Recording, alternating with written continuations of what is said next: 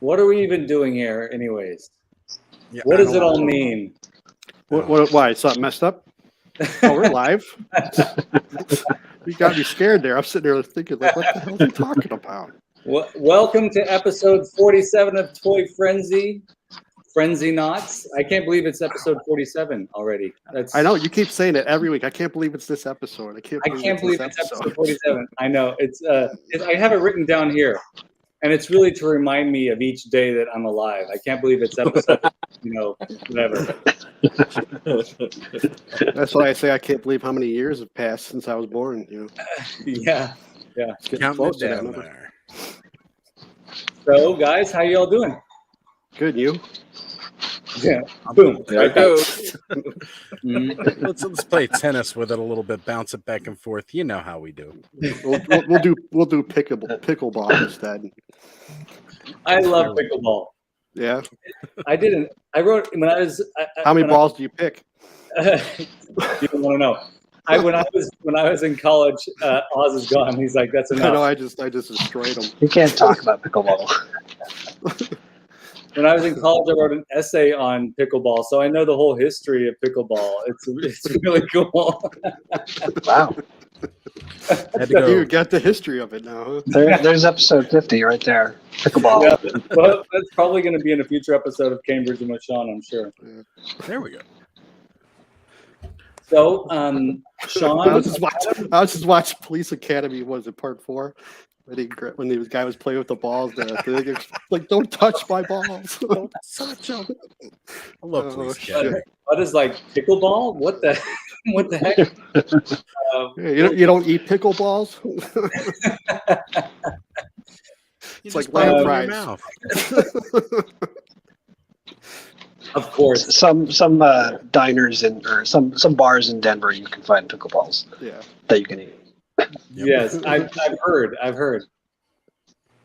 That's funny. So guys, you all doing okay? Shawn, Adam, Oz, you all doing all right? We already know Bobby's okay. He threw it right back at us. How are you guys doing? Yeah, I'm good. How you doing, Oz? I am doing fantastic. Glad to be back home here Thursday nights for Toy Frenzy. Been missing for a bit, so glad to be back. Glad to see everybody. Wow, We're actually all here for a show again. That's like, doesn't happen too often, so it's pretty good. No, it's lovely, and I want to send a big thank you to Shawn and Adam for saving my butt last week. I was getting without Bobby and Oz. I was like, uh-oh, how's this gonna go? Am I going to push the buttons right? That was the shit I was worried about. You worry about it every episode, even while we're here. That's why you're always laughing when we start. I just did it. I just made it. The laughing is my anxiety. But Shawn and Adam, man, you guys saved it. You were great last week. Thank you so much for being here, and it was awesome. And we missed Bobby and Oz. It's really spectacular when we can have all 5 of us in the same room together. So. Nobody missed us. They don't care. We missed you guys. Always missed you, Bobby. It's all right. I'll get better. My aim will get better. I'll hit you soon. Oh. That's sweet. No, it's not sweet. I don't know. That's pretty wrong. So let's see who's at Oz. Do you want to do the quick run through of everybody that's in the chat? Oh man, do I even remember how to do this? Okay. Let's see if you can do it. Come on, you're the StreamYard expert. All right, we've got JMax77 here with the greetings, all my Hulkamaniacs, MOTU Maniacs. What you gonna do when MOTU Mania runs all over you? Clean yourself off and start over. This shady guy. Always hanging out in the chat. My buddy's Customs is claiming first and third. I don't even know how that works. How does that work? I don't know. That's just good to see you. Hello. That's just a darkness in the house for everybody. Thanos Copter, this shady individual Skele Vader, the Sith Lord of Destruction. And we've got Damon in the house. Glad to have you, brother. Been a long time. Yeah, it's been a while. Yeah. All right, and scrolling down here, skipping over some of the in-talking, Henri Yu, 83 here joining us. Ronald Embry, Got him in the house, and let's see more of my buddies' customers, more in talking, so much in talking, and keep scrolling. I'm gonna wait until I find somebody. Here we got Aaron from Payne's Toy Samples in the house joining us. Emerald Knight photos, upcoming guests. Stay tuned, folks. Right. We got Cobweb in the house. Just released a new video tonight. Yes. I love his videos, man. His reviews are great. They're a lot of fun to watch, and he's got such a huge collection. It's great. Yeah. Allison Troy in the house with us as well. Joe Amato joining us this evening. Right. So hello, all. He's here to give us crap about saying MOTU Maniacs tonight. Oh, I guarantee. As I scroll down, I'm going to find something. We've got. This is the Stratos show tonight. It's all Stratos all the time. All Stratos all the time. Damn straight. we got naked Stratos. We've got fully feathered Stratos. We got Strap-on Stratos with the blue strap on and then the red strap on, and it gets crazy in here. Shawn is looking because he's a little worried. I'm wondering if I remember where my blue and my red strap-ons are. Gotta make sure. I mean, we're gonna have a party later, you know what I mean? Right? Stratos gives you wings. Stratos gives you wings. So true. Why is Skelly hanging out? I mean, I could see him sitting. At least that I'm out of here now. He wanted to join me in the bottom. That's right. He's running for cover. No, it don't work that way. I'm never you son of a bitch. All right, I'll sit there. I don't care. The seat of honor on the upper left-hand side of the screen, folks. Enjoy it. Yes. Nolan is joined us as well, and let's see. All right, Nolan. Did you miss us or what? Oh, definitely, absolutely. And J80 Hobbies in the house joining us this evening. Good to see you here. Excellent. Well, we've already screwed that up, Joe. So. Sorry. Got that MOTU mania running through my veins, brother. His name is Joe Motu, so yeah, that's right. Skyfall also joining in a little late here. What is going on? All right, I think I finally got us all cut up here. Cool. Don't see any other new names. Is that what I felt? Too bad. Oh man, I love seeing all the in talking. It's all the conversation going on in the chat, man. It's so good. One of the best parts about doing these shows is just everybody else kicking in with their conversations. Yeah, they don't listen to us. They just it's like background noise, and they're just chatting away with each other. They're using us. Oh, that's so sad. So it's just Drake Rock. Give me a second. It's like a drinking game. It's the toy frenzy drinking game. Is what it is.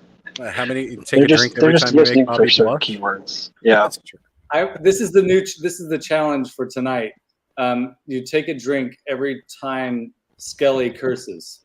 Sorry about that. Oh man, that is going to be the driest drinking game ever. Exactly. I was going to say every time Oz does like a funny voice. Oh, that's a good one. That's a good one. I'm telling you something right now, brother. We got a bunch of them here tonight because MOTU Mania is running all over this show. Good. That's the best Hulk I've ever heard anybody do. Yeah, better than him. Years of training and thousands and thousands of Hulkamaniacs out there. MOTU Maniacs. Makes sense. Did I unmute myself? Can you hear me? Yeah, I can hear you fine. Because I get screwed up with the button on the back of my thing, so I just want to make sure. Don't push that button. Yeah. Yeah, Joe.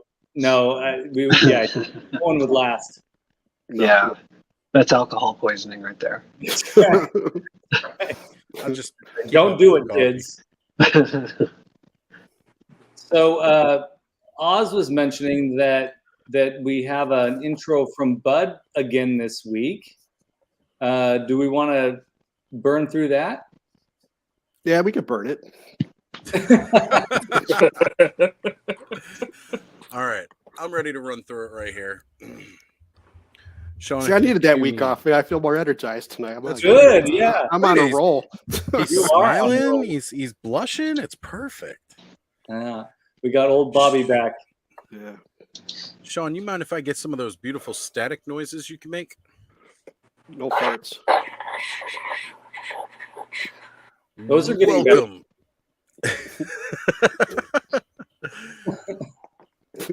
Welcome, Frenzy Knots, to another captivating episode of Toy Frenzy.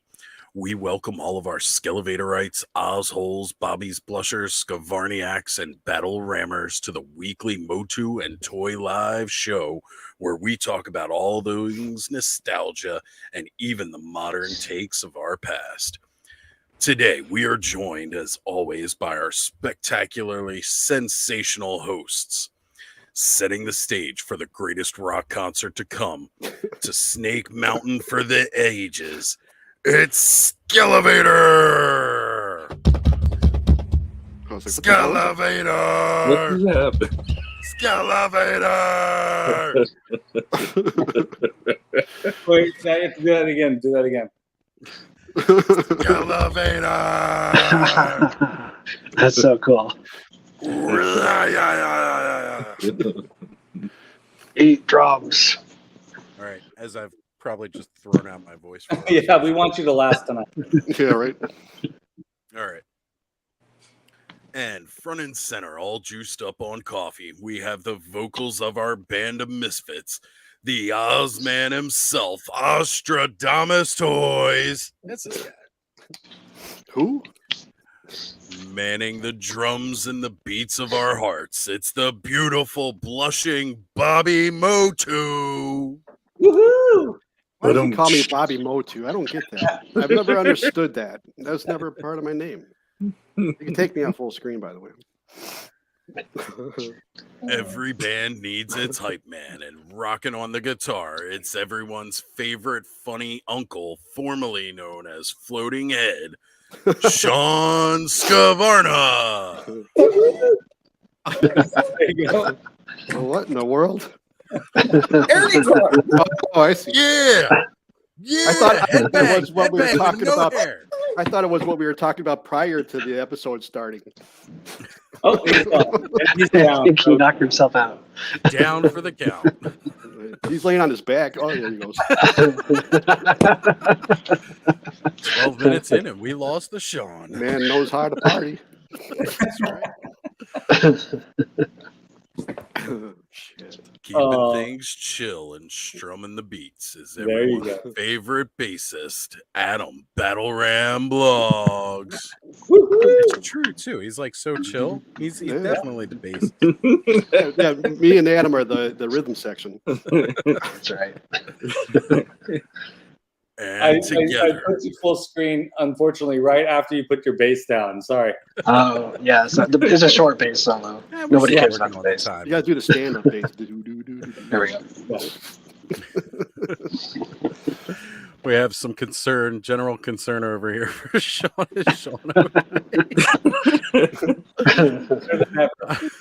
I thought he was being Modi. I just thought he sat on an electrode. I'm still breathing hard. That's the problem.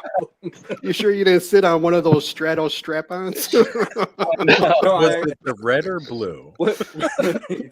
that probably was what happened, actually. It's like, woo! He wanted to take me to Avion, but I had 2 tickets to Paradise. You know what I mean? Yeah. Yeah. Wait. I got another Tickle of the hashtag. feathers. Tickle of the feathers. There's a new hashtag for everybody. Oh.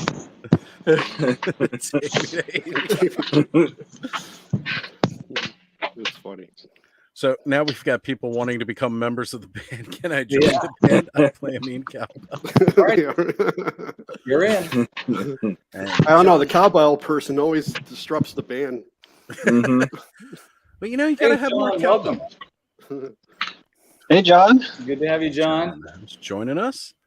And also, John, he helped me out with a lot of my articles on the Battle Ram blog. He's a lot of that, sort of early first release Taiwan stuff from the first year. He helped me with a lot of that research. very cool. Awesome. Well, good to have you here, man. Thank Yeah, you for welcome, that. John. And also belated welcome to Danny Phillips too. Good to have you here. That's right. Glad to see everybody joining in. All right, let me finish this up here because we don't have that much long. And together they are Toy Frenzy. And every band needs its bouncer. So let's give a special Patreon shout out to our very own Ray. Seriously, though she will probably rip your arms off and beat you to death with them, rock on. That's awesome. That's how she raises her arms when she says bingo. She uses our ripped off arms. Yeah. If you like these intros and want special shout out of your very own, please join us at Patreon and search for any of the cast to join. By joining any of the Patreons, you get special perks like IG private group chat, Discord server access, late night Ostradamus toy streams. You also get to be a part of the amazing Acts of Random Kindness, which is an amazing group of people that gives back to the community. If you join Skelevator's Patreon, you get an exclusive hand-painted canvas of your favorite character or a surprise character of Skelevator's choosing, and early access to his podcast, Cambridge and with Shawn. And Toy Frenzy stickers. That's right. That took me a while to find those. I wish we could have had you that video of you doing it and sped it up just a little bit because it would have been funny looking. Yeah, it was just hilarious. We'll have to go back, edit that clip out. Okay, well, listen, new patrons, potential new patrons. These are still in a bag, waiting to be yours. And not to say anything, but well, I guess I'm going to say it. I just had to dig through the desk to find them, so I haven't had to get them out for a while. So get your Toy Frenzy stickers. Oh, there's a link down below too where you can buy them through Etsy if you're interested. That's right. And now to tonight's episode. Wind wisps across a dimly lit street. Cars parked neatly in uniform in all driveways. The ground is wet and smell of damp leaves hit your nose as autumn just arrived. Trees line the street in parallel unison. Staring to the far end of the street, there is one house more brightly lit than the others. It's a small, simple house with its cars parked in the driveway, lawn neatly cut, bushes trimmed, and in the front is a brightly lit window. As we gaze into the window sits a toy collector, pattering away on their keyboard as quickly as the rain ricochets off the window. Shelves line the room, displaying a multitude of different action figures and toys, play sets, all different, but oddly similar in design. Is this diarrhea almost over with or what? Goes a lot quicker when you don't interrupt me. Muscle barbarians, techie warriors, monster men, skull-faced wizards. Some are old and others are new, but all of them equally special. And typing away, the collector sits to finish their newest video for all to adore. The clock nears 1 and they need to sleep for tomorrow. We start this journey again. When off goes the lights and the computer hums silent, your eyes are in shock, for all is a black void.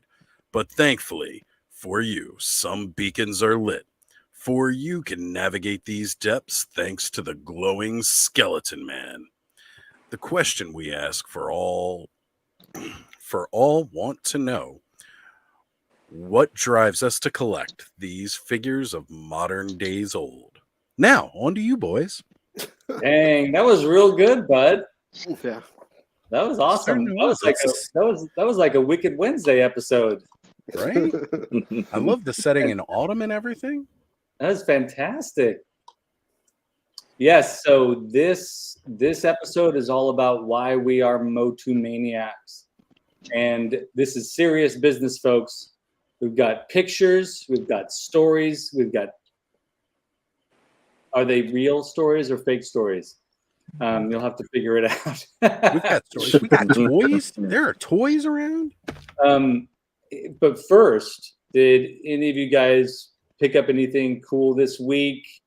Either online or in the stores or anything like that? Oh, Oz has got a bunch of things over there.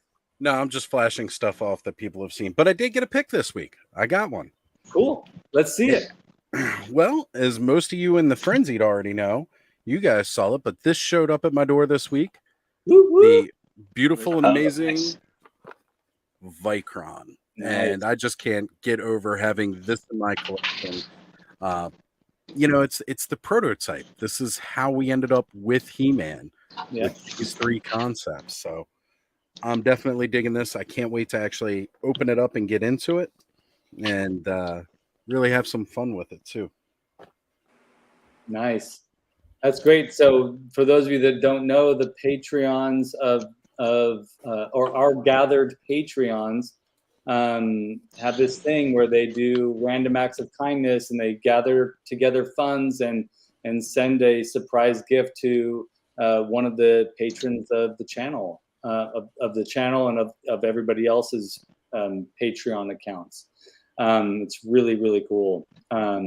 It's quite an amazing and generous family we're part of here. Yep. Nolan got Alice Cooper and Gorilla Grodd. Those look good together. Yeah. I can't wait to see that live show. Yeah, Nolan, you got to show us that, man. Nolan with his pictures, man. I can't wait to see those photos.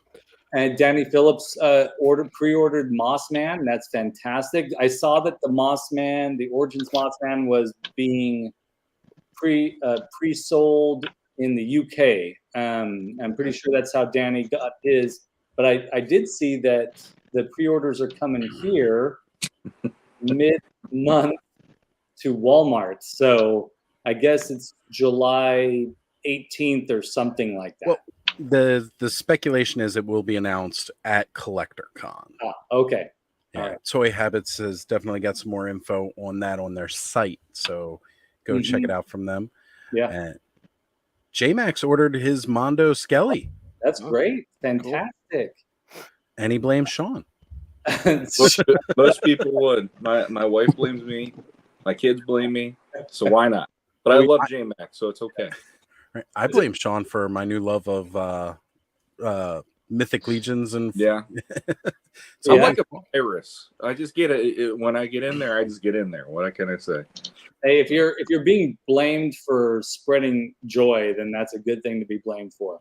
I look at it that way, but many don't. When they see their bank account, they hate me. So I don't hate you. Yourselves will love it. They should only blame themselves. They should only blame themselves. That's true. Emerald Knight Photos. By the way, Emerald Knight Photos is going to be our guest next week. We're going to spend the Toy Frenzy Thursday evening talking to him about his toy photography, and I can't wait. That's going to be a lot of fun. I love his photographs. Yeah. So that'd be great. And he's under the Mondo Skeletor spell too. That's right. And Ray Black has joined us this evening after a special shout out saying, "Damn it, Bobby." She's talking about that Bobby too. That's right. That way. There it is. This one. Comes with the territory. That's right. You skip an episode watching us to go play bingo, you're going to get it. So that's right. Dawn also has joined us this evening. Thank you for being here. Welcome, Dawn. So who else got something this week? Shawn, Adam, Bobby, anything? No. So I ended up doing a little something, and now my son's taking it over full force. I ended up so this is not MOTU related, but I'm gonna show it off anyway because they're fun. I ended up getting nice movie Super Mario Brothers toys. Yeah, those are great. And I wanted them just for my shelf because I grew up with these characters, and I ended up letting my son open up Bowser. Wow. Ooh. And now I can't get them away from him. This is his figure. He told me this is figure of the year to him. And one thing that I thought was really cool is he blows smoke. He blows. Wow. That's phenomenal. They don't do action features like that anymore. I know. Yes. It's gorgeous for that reason. And when I found that out and I saw how big he was, I'm like, I need this because I love stuff like this. I don't collect Marvel Legends very much, but if they're a big, beefy figure, 9 out of 10 times I'd like to get them on the shelf because they look really cool, and this one qualified. So I got him. I got the Mario Bros. Nice. And I got Toad. Nice. I knew it. Cool. I knew it. And So he has not stopped playing with them since yesterday when I opened them with him. So he actually took them downstairs tonight and goes, "Daddy, we need to play more." And he just started playing again. And I'm like, this is magical because my son is always, he's more the electronics kid. So anytime he wants to play with the real toys, it's like, yeah, that's pretty sweet. Yeah. We're That's having cool. some cool bonding moments with these figures. Who knew that Bowser was a vapor? Yeah, I know. Hey, I when I found out about that, I couldn't wait to open it, and then when I opened it and it worked, my kids were just sitting there like, it's the greatest thing they ever saw. I'm like, yeah, see, toys are pretty cool. Simple as that. That's amazing. Yeah. That's really cool. That's a really cool play feature. Yeah, And even my wife. Oh, I'm sorry. Go ahead. No, I was just gonna say, even my wife, when she saw the detail on these, because these are more detailed and articulated than the regular ones, since they're the movie versions, she took a look and she was like examining it. She's like, "Man, this has a lot of detail." I'm like, See, so You're like, she you saw have these Mythic Legions figures over here. But the minute she sees the Mythic Legion, she just gives me this look like, "Why are you trying to bring hell on earth through our basement?" And it's like, "Is that awesome?" No. That's awesome. That's very cool. Good stuff. Mm-hmm. I'm not gonna lie. Like Shawn just sold me on those because that Bowser's freaking phenomenal. There you go. See, Shawn, spread the love again. Hey, he's changed a lot since the Shawn on days. Look at that. Bowser. Did I ever tell you, Bobby? I know you'd be interested. Did I ever tell you that's the very first concert I went to? Get out of here. Sha-na-na? Really? Yeah, my dad took me to Sha-na-na at the big Fresno Fair Oh, in shit. 1981 or something like that. That's awesome. Yeah. That's great. If anybody watching this don't know, you don't know who Sha-na-na, Google it. you better look them up and check them out, man. They are amazing. Yeah. Check out their show, their performance at Woodstock. It's like an affront to everything that Woodstock stands for. Yeah, right. Yeah. It's amazing. I picked up something. If you guys watch the video when I drove Snake Mountain to Manny's collection, I picked up the first classics figure I've bought in a very, very long time. And I got a really good deal on the Shadow Beast. Those Awesome. guys are amazing. Yeah, I got mine right over there. Yeah. He's got some battle damage, but he is I don't care. He's well loved. That's how I got a good deal on him, but he's fantastic. Yeah, That's he's cool. awesome. I've been wanting this guy just to give you an idea of how big he is. I mean, people who collect classics know, but if you haven't, like that's the He's big. Yeah. Hefty. Him and Gygor, those guys, Yeah. pretty sweet. Yeah, Gygor's on my list too. I wanted to bring up this comment for Danny here because Danny recently had a traumatic event happen with his collection, just like I had similarly in my past, where due to a house fire, I lost my collection. Well, Danny had lost his vintage collection as well. No. So he's bringing up the fact that he just recently got another vintage She-Ra and Catra. So he has started the vintage collection over again from scratch. Wow. Oh, wow. Sorry about that, Danny. That's awful. But congratulations on starting the collection over. Yeah, if I could, I would I'd send them mine, but I don't think I can depart from that. Understood. It's a tough call to make, but absolutely. I started collecting those back in the 90s, early 90s, like 91, 92. So it took a long time to get them all. I can't imagine doing it now. No. Yeah, and the prices have gone up too. On a lot of these figures. I mean, when I got my half boot, first run Skeletor, it was $5 on eBay. Yeah. And now you can't get them for less than like 20. Right. I made us bigger. Is this better? Is this better? I guess we're a bunch of squares. It's empty. Answer for squares. No, not. Wait. How can you make me in the middle? Oh. No, I mean like the middle. No, it doesn't work. I tried. What were you looking for? Well, I was actually going to try to put him in the middle.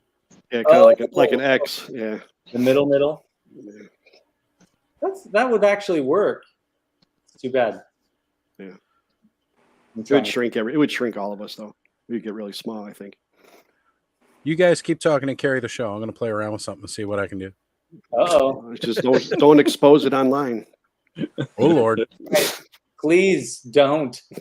Shall we go ahead and have part 2? We get started talking about why we are MOTU or Masters of the Universe Maniacs? Let's do it. Yes. If that made sense.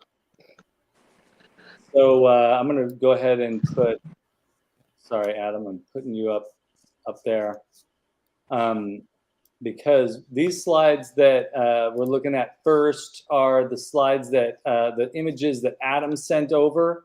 And I think that this conversation, even though several of us have contributed to the slideshow, I think we can pretty much all say something about these things as we look through these images. Because my impression is, Adam, you chose this. I think you took this picture, correct? Yeah, I did. Yeah. Yeah. Tell us why you took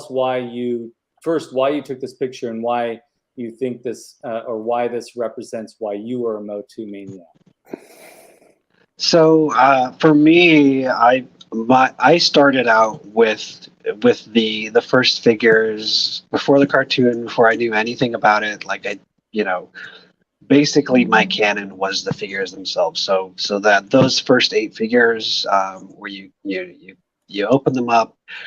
I did flip through the mini comics, but I was kind of still reading was a little bit more of a chore, so I just more kind of looked at the pictures. But it was really kind of just the magic of the figure designs themselves and kind of figuring out what they were about. So just that kind of magical first wave of characters back before it, definitely not opposed to anything that came after, but before there was any sort of story, before I'd heard any hype, this is what I was presented with. For me it was I think it was 82. It was either my birthday or Christmas. I got the first 4 figures. So He-Man, Skeletor, Beastman, Man-at-Arms. Those were the first guys. And it sounds like from talking to you guys that's probably something similar. Is that right? Yeah. Mm-hmm. Well, for me, I can never find Skeletor or Beastman or He-Man because I came a little bit late to the collecting of the figures. My first figure is Trapjaw, but these figures though.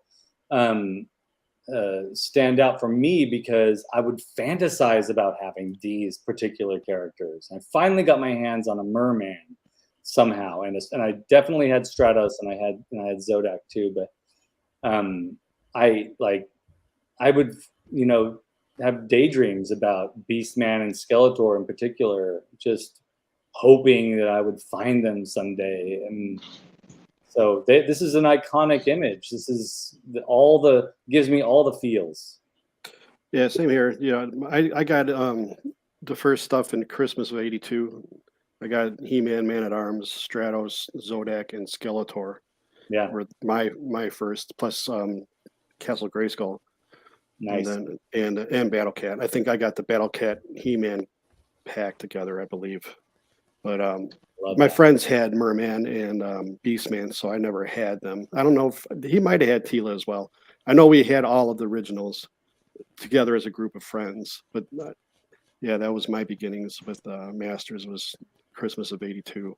Yeah. Getting those, yeah, and like Adam was saying, I didn't really look at the comics too much. I looked through them. I just, I was more interested in the toys than I was reading. Yeah. So I just built everything up in my head of how everything was gonna go.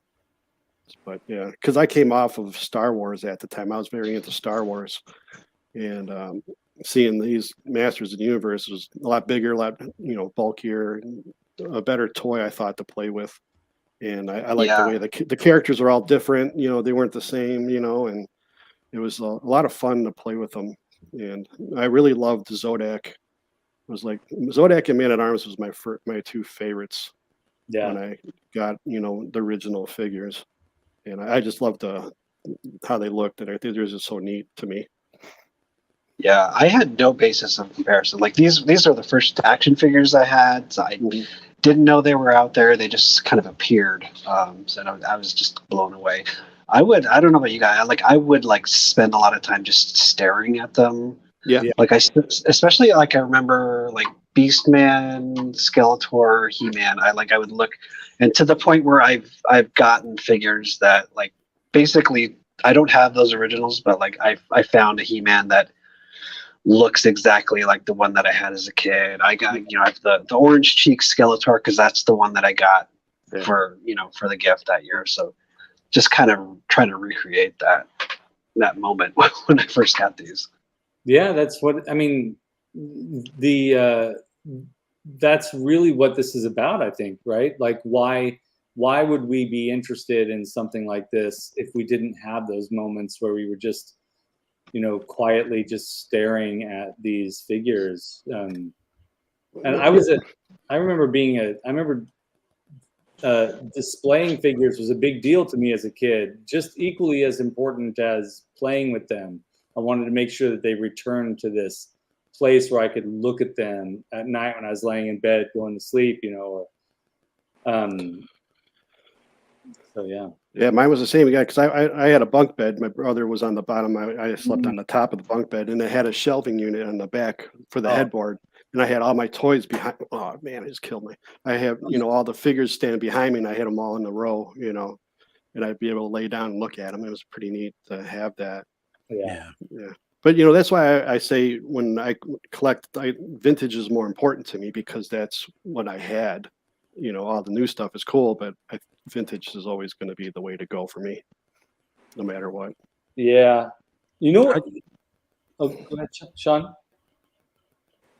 Oh no, it was me. I said, I totally relate to Bobby on, wanting to get the vintage because that's what you had. But just bringing up the fact that, I had a house fire, wiped out my vintage collection. By the time I was working and had the money to start buying back vintage, they were already so astronomically high in price that I was just like, I can't afford this in bills. Yeah. So for me, I really appreciate the fact that with these newer toys, it puts it back at a more affordable price point that I can reclaim this part of my childhood that I honestly just never thought I would have again. Yeah. No, I agree with that. A lot of people like that too. They'd rather get the new stuff as well. Me personally, I rather get the vintage stuff. Of course, yeah. Well, it took how many versions? Because I am Man myself in this vintage. line? No. You're vintage MOTU. But it took them how many figures for us to finally get this back? Yeah. Right. Come on, guys. For those who are collecting Masterverse and Origins, I do want to say I wandered over to Target after work today to get some groceries and stuff, but I did notice that those things, the Masterverse figures like Too Bad and stuff like that, and also the Mechanic and Ground Ripper, they're all on sale right now for pretty reasonable prices. I think Ground Ripper was $10.99. Wow. So it's $10.99. I need to pick up another 2. Well, that's what reminded me of this, kind of piggybacking off of what Bobby said is since David MOTU Origins Cork sent you over that Mechanic and then you sent it my way. Yeah. having that mechanic, the vintage mechanic, on the shelf along with the vintage ground ripper or road ripper makes me really happy. And so I don't feel like I need to get Origins, but Origins really serves as a nice reminder of what that stuff, why the vintage stuff is so meaningful to us. And I got a lot of Origins myself, but yeah, for sure. Let's go on to the next picture because there's quite a few. And actually, I'm going to skip over that real quick. I'm going to come to this because Bobby, you mentioned He-Man Battle Cat 2-pack. This was seeing this on. I never saw He-Man by himself in the store, but I did see this, and this was just like I was awestricken by this, the artwork and the look of these figures in the box. Mm-hmm. Yeah, I believe this is how I got mine as well. I wish I can get my photos because we took pictures of all the Christmases and we always set up our toys together in the packages before we opened them. So I would have everything in package of what I got. But I believe, because I don't think my parents would have bought me them separately. I think they got me the set. Yeah, my first He-Man, actually one of my siblings destroyed it, like buried it in the yard. So I think this is how I got Battle Cat and replacement He-Man through this set as well. I love the image of Beastman on a Battle Cat. Yeah, and Skeletor. Yeah, I was gonna say, like, I can't remember whether I had this version or not, but I love that the artwork was like, yeah, we're gonna sell you this He-Man and Battle Cat 2-pack, but then we're gonna show you multiple other Battle Cats in the background, rode by other guys. So now you still got to buy more. Right. Yeah. Kind of genius. Yeah, that's how they did that back then, though. They were smart. Yeah. So I had to put this in, of course. You guys know me. So I mean, the box art I love. It's just the idea. The box art tells the whole story. That like everything that this thing does, it'll separate. You know, you can have the front half that can go flying, the back half that's blasting missiles. You can put them together. That was one of the boxes that I held on to as long as I could until, of course, it got thrown away eventually. But that one and the Battle Cat box art and the Castle Grayskull art, those are my three favorites. Oh yeah, it's amazing stuff. And you did eventually get another box, right? Because there it is. I do. Yeah, I've got that's the only one I've got right now is that box. I feel complete now that I've been able to find a vintage one at a reasonable price. So I'm glad you brought this up because I did have the Battle Ram as a kid, and I just played the shit out of that. Like it was my favorite vehicle for many years. It was like my mobile command center in a way because of that like little detachment. Like, you know, I used to act like, you know, okay, this is going to kind of like be the base of operations right around this small unit. And then it's got like the little scout, you know, with the jet sled kind of thing when I played. It was just so much fun and amazing. Yeah. This toy. And, you know, when it comes down to the artwork, like for me, one of the biggest things, these are the earliest toy memories I have is playing with Masters of the Universe. That's what I really remember as a kid. And even at that young age, the packaging was so captivating and cool looking. Like I know maybe the most of you guys probably had like, I don't know, my dad had like some of the Frank Frazetta and Boris Vallejo like posters, or like I remember the art being around. Like I guess my dad maybe had like some coffee book, you know, art books or something like that sitting around. And to me, this was like, well, this is my version of that art was these boxes. You know, big barbarians and, you know, fantasy, you know, scenes and everything. Like, it's just so unreal to me, but so cool. Yeah, that's the whole reason. Like Mark Taylor specifically hired Rudy Obrero to do these because Rudy could cop a good Frazetta. Yeah. Yeah. Yeah, go ahead. The artwork. I mean, it always comes back to the artwork, whether it be, and I know Shawn will join me in this brief discussion, but when it comes to the mini comics, those first mini comics the artwork is spectacular. Alcala, and then the packaging art, and yes, Vallejo and Frazetta were on magazine, heavy metal and book covers and stuff, and you're seeing it, and you don't realize that you're making these connections to this scene. For me, Vallejo and Frazetta were like forbidden fruit as a kid. It's like, oh, there's some butt cheeks, or right. I was gonna say, I got this calendar on my wall with all these naked gremlin females sitting around Death Dealer right now. And it's like, ooh, that was risque. Yeah, and so this was our way to have that, but in a different way, and in a innocent way as well. And and I also want to bring in Star Wars movie posters, because I forget the name of that artist, Indiana Jones and Star Wars. I forget the name of that artist. Bruce Grusin. That's right. He also did the Muppet movie poster. Yep. Like fantastic artwork.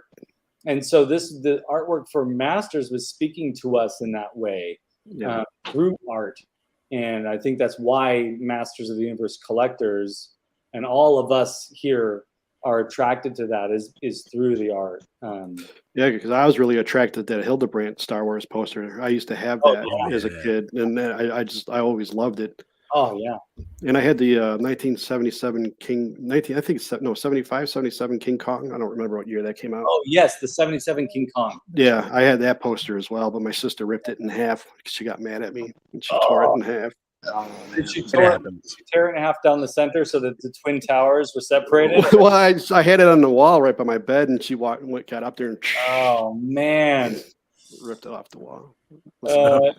J-Mac. No, it does not count.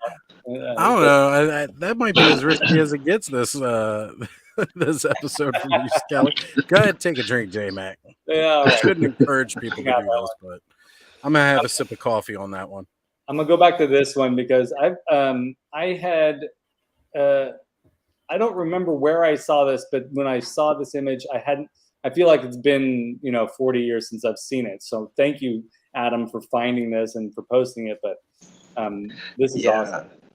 That one was in like Muppet Magazine. It was an ad featured in there. That's exactly what it was. Oh my gosh, that's fantastic. Yeah. Oh, that's so good. I'm gonna do an eBay search after this for old Muppet magazines. Yeah, I have the exact issue. I'll find that and so you know what to look for. Yes, please. Awesome. Yeah. I'm using my pen. I'm writing it down. Analog tablet and this image may or may not be from John Oswald, who's in the chat. I know he had a good scan of it. This might be his. I'm not sure. That's fantastic. If so, John, thank you, man. This is awesome. All right, I'm gonna skip ahead to this image. Gosh, it's great. Did everyone here have a Grayskull as a kid? Yes, I did. Definitely did. It was a glorious thing opening up that Grayskull and having. That's like my parents. They would when we got Christmas gifts, because we didn't get a lot as a kid, so it was always Christmas was a big deal. So we always get one big gift and then a bunch of small things. And that one was Grayskull, and all the figures were the small stuff that year that I got. Yeah, that's amazing. But I always loved the Castle Grayskull. It was just lovely to look at when I was a kid. Like that's yet another item that I could just stare at. Yeah.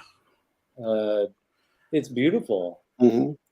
It's a remarkable piece of art, and the play set itself is really simple, but there are ways for you to imagine caverns. Of course.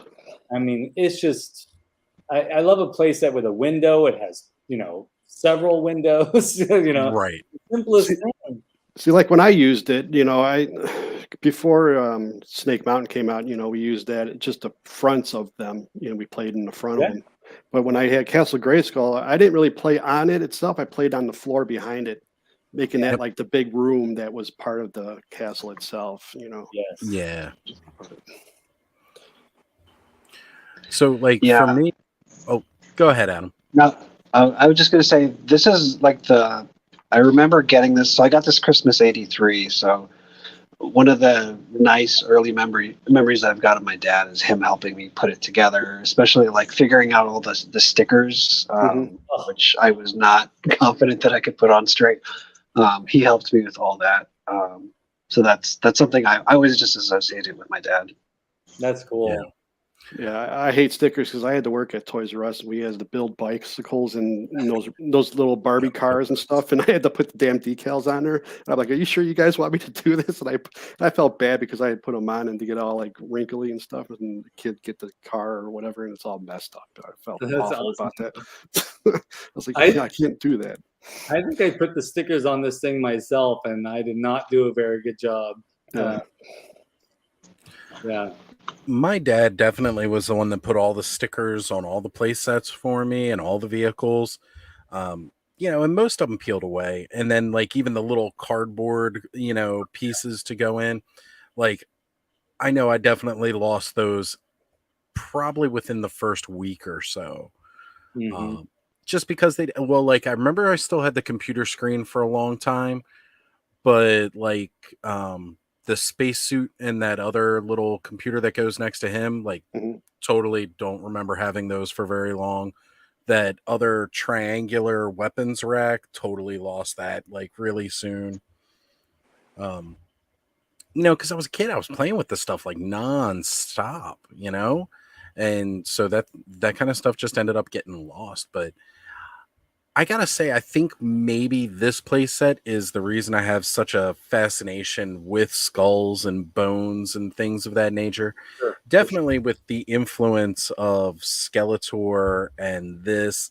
I think it's one of the reasons why I've always been drawn to that. Because, my other collection outside of toys is that I have a skull and bones collection and, things like that. So it definitely had a big impact on me as a young kid, that it's something that I still like all throughout my teenage years and everything.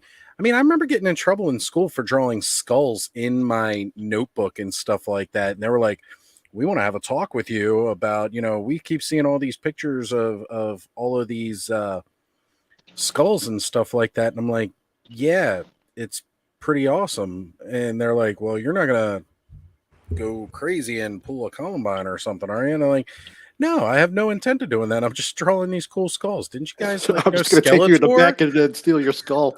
Right, yeah. Well, hold me in detention. There's nobody else here that can see what I'm about to do. Let me go get the... Listen, people are beautiful inside and out. Well, yeah. Well, we had science fairs when I was in grade school, and I was really young, and I made a skull out of... We had to do like sculptures out of clay or something, so I made a human skull out of it. Cool. That was my science fair project. Skulls for me are awesome because of Masters. Definitely, I know that's for sure. Well, I was also into monsters as well at that period of time. Yep, big time. Universal monsters and things like that. I was really into. So anything with a dark image and stuff was always cool to me. Yeah. Yep. And then of course, like that. I mean, how cool is that? Right. It's the coolest. I mean, it almost looks like it's sitting right behind Shawn up there. Totally. Like the framing of this box and the way it's sitting right behind Shawn. Yeah, that's pretty wild, isn't it? Almost identical. I didn't do it intentionally, but hey, I'll take it because that's rare goodness right there. Right. Yeah. This is definitely one of those pieces of art that has stuck with me throughout my entire life. Yeah. For sure. Yeah. I would go so far as to say this is probably the iconic piece of art for the whole brand. Yeah. Just this original Castle Grayskull. Mm-hmm. Yeah, I used to stare at the picture of the toy itself where the kid's playing. That's how I would set my, that's how I knew how to set up everything and put things where it was, is looking at that photo. Exactly. Exactly. Oh, wow, Damon, thank you so much. Holy cow. Wow, that's incredible. We got a super chat going on. Thank you, Damon. Thank you. Thank you so much. Well, it's great to have you back, man. Yes. We missed you when you were gone.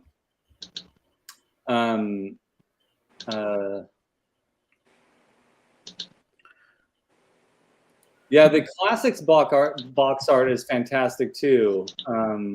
But there's something absolutely wonderful about this. And again, it goes back to probably just the attachment to seeing this as a kid. But yeah, absolutely, John, it's iconic. Yeah, sadly for me, my parents always threw all the packages and everything out after I opened them up on Christmas. I think the only thing I kept was the Grayskull because it was a box, so I put the toys back in there. Yeah, but like all that the was figures normally and, the one you could get, the big one. Yeah, so all the other stuff got thrown away, and that got thrown away eventually early on too. But I was more into the toys than I was any of the art and stuff. Yeah, you know, I know, Matt, you know, toy collectors, people that collect toys that they had as a kid, we talk, whenever the time machine comes into conversation, we always think like, well, what would you do? What would you say if you went back in time to you know, talk to your younger self about this insanity you would have as an adult? And, you know, saving the boxes is fine and dandy, but maybe that's not the best advice to get. It's like, you need to save all this shit. Good luck to your parents. And whatever you do, fight for it. And you don't know, you know, I can't tell you why, but you got to fight to keep it. You know, imagine that it's sort of like time travel would cause so many problems. Yeah, I would say get two of each thing, open one and keep one in the package. Good luck, kid. Yeah. Gotta have to, like, you know, figure out a way to con your parents into doing that. Like, can I have two Castle Grayskulls? How about two Eternias? You know? We're just gonna leave one in that box and it's just gonna sit there. I'm not gonna play with it, not gonna touch it. You'll thank me when we're older. Well, it'll be like a what is that? Back to the Future 2, where you know all the sports scores and stuff. You tell them how you start betting on this, and then you could get all the extra money you need to buy the two. Almanac. Yeah. Oh man. Well, see, I think that's part of the problem too. Like with our parents growing up, they didn't have toys like this when they grew up. Their toys were much different from ours. Right. Like they had like maybe some of the younger parents had like that 12-inch G.I. Joes. I mean, Barbie's been around forever, so maybe they had those. But like you didn't have toys like this for the generation before ours. They just didn't have this stuff. So there was no idea of, well, we should maybe save these or preserve these in any kind of way. But that also goes into the psychology of us compared to our parents. Why do we still go back to this shit when they don't go back to their crap? Not necessarily though. Our crap is better. Yeah. My the case in point of Zorro is something she goes back to all the time. Right. And the Guy Williams Disney Zorro was so huge for her as a kid. And even like she showed it to me and I'm like, I get why you love this. This is brilliant. Like that's serious. So it's like that. And then she always loved Superman. Well, he's always been around ever since, you know, the 30s. Yeah. So I've been quiet because I've been trying to go through what is my deal with this. Yeah. And I have a couple of theories. Number one, it's the first thing I ever discovered on my own.